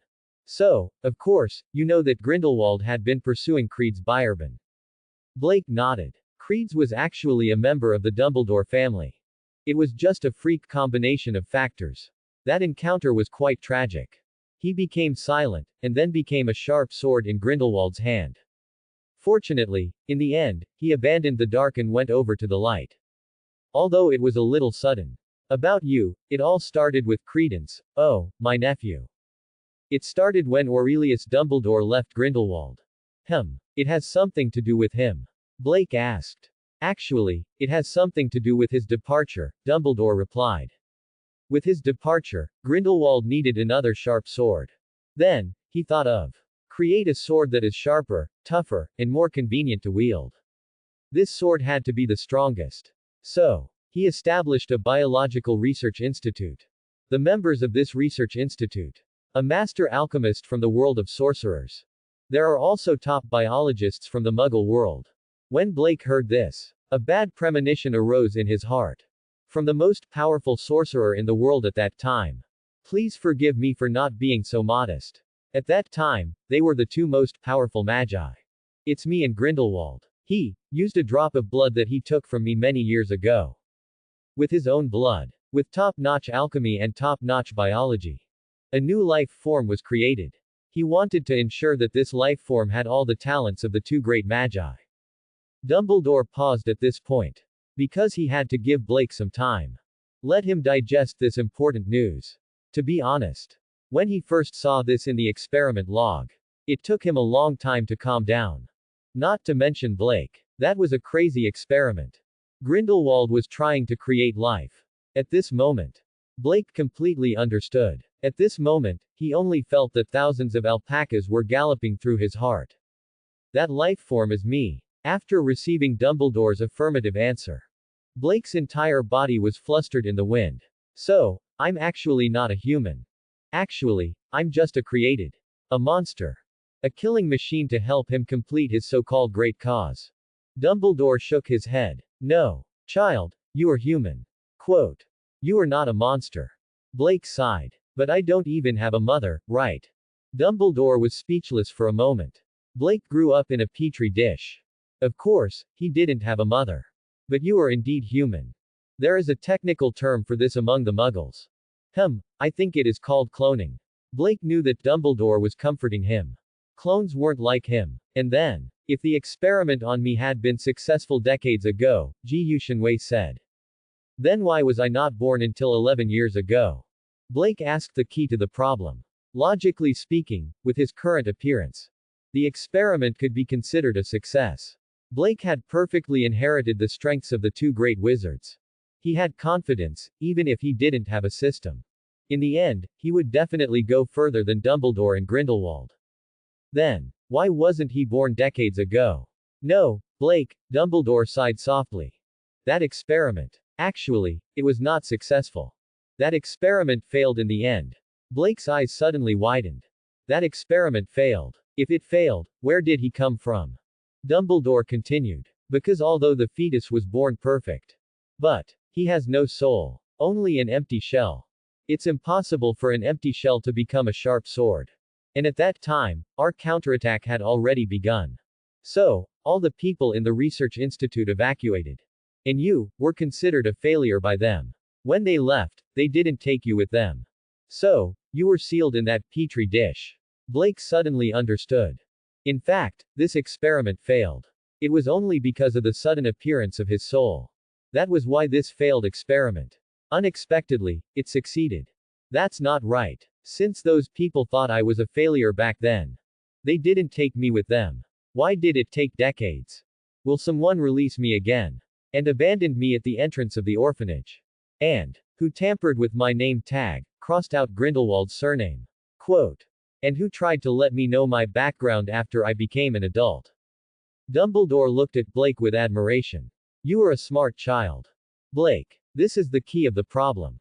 Behind all this, there is a mysterious manipulator. He needs you after you become an adult. You become a sword that can be controlled. Quote. In Blake's mind, the figure of the wizard who left him. Unfortunately, he didn't see his face clearly. And his clothes, body's body. Then, how? Quote. Who was considered a failure. What if it was? Quote. This was what Blake was concerned about. That experiment had clearly failed. If Blake had not transmigrated, then the manipulator could only get a body without a soul. Not to mention nurturing himself into a sharp sword. Could it be that his transmigration had something to do with the manipulator? Maybe, he was just trying. I didn't have much hope at first. But I didn't expect you to really come back to life.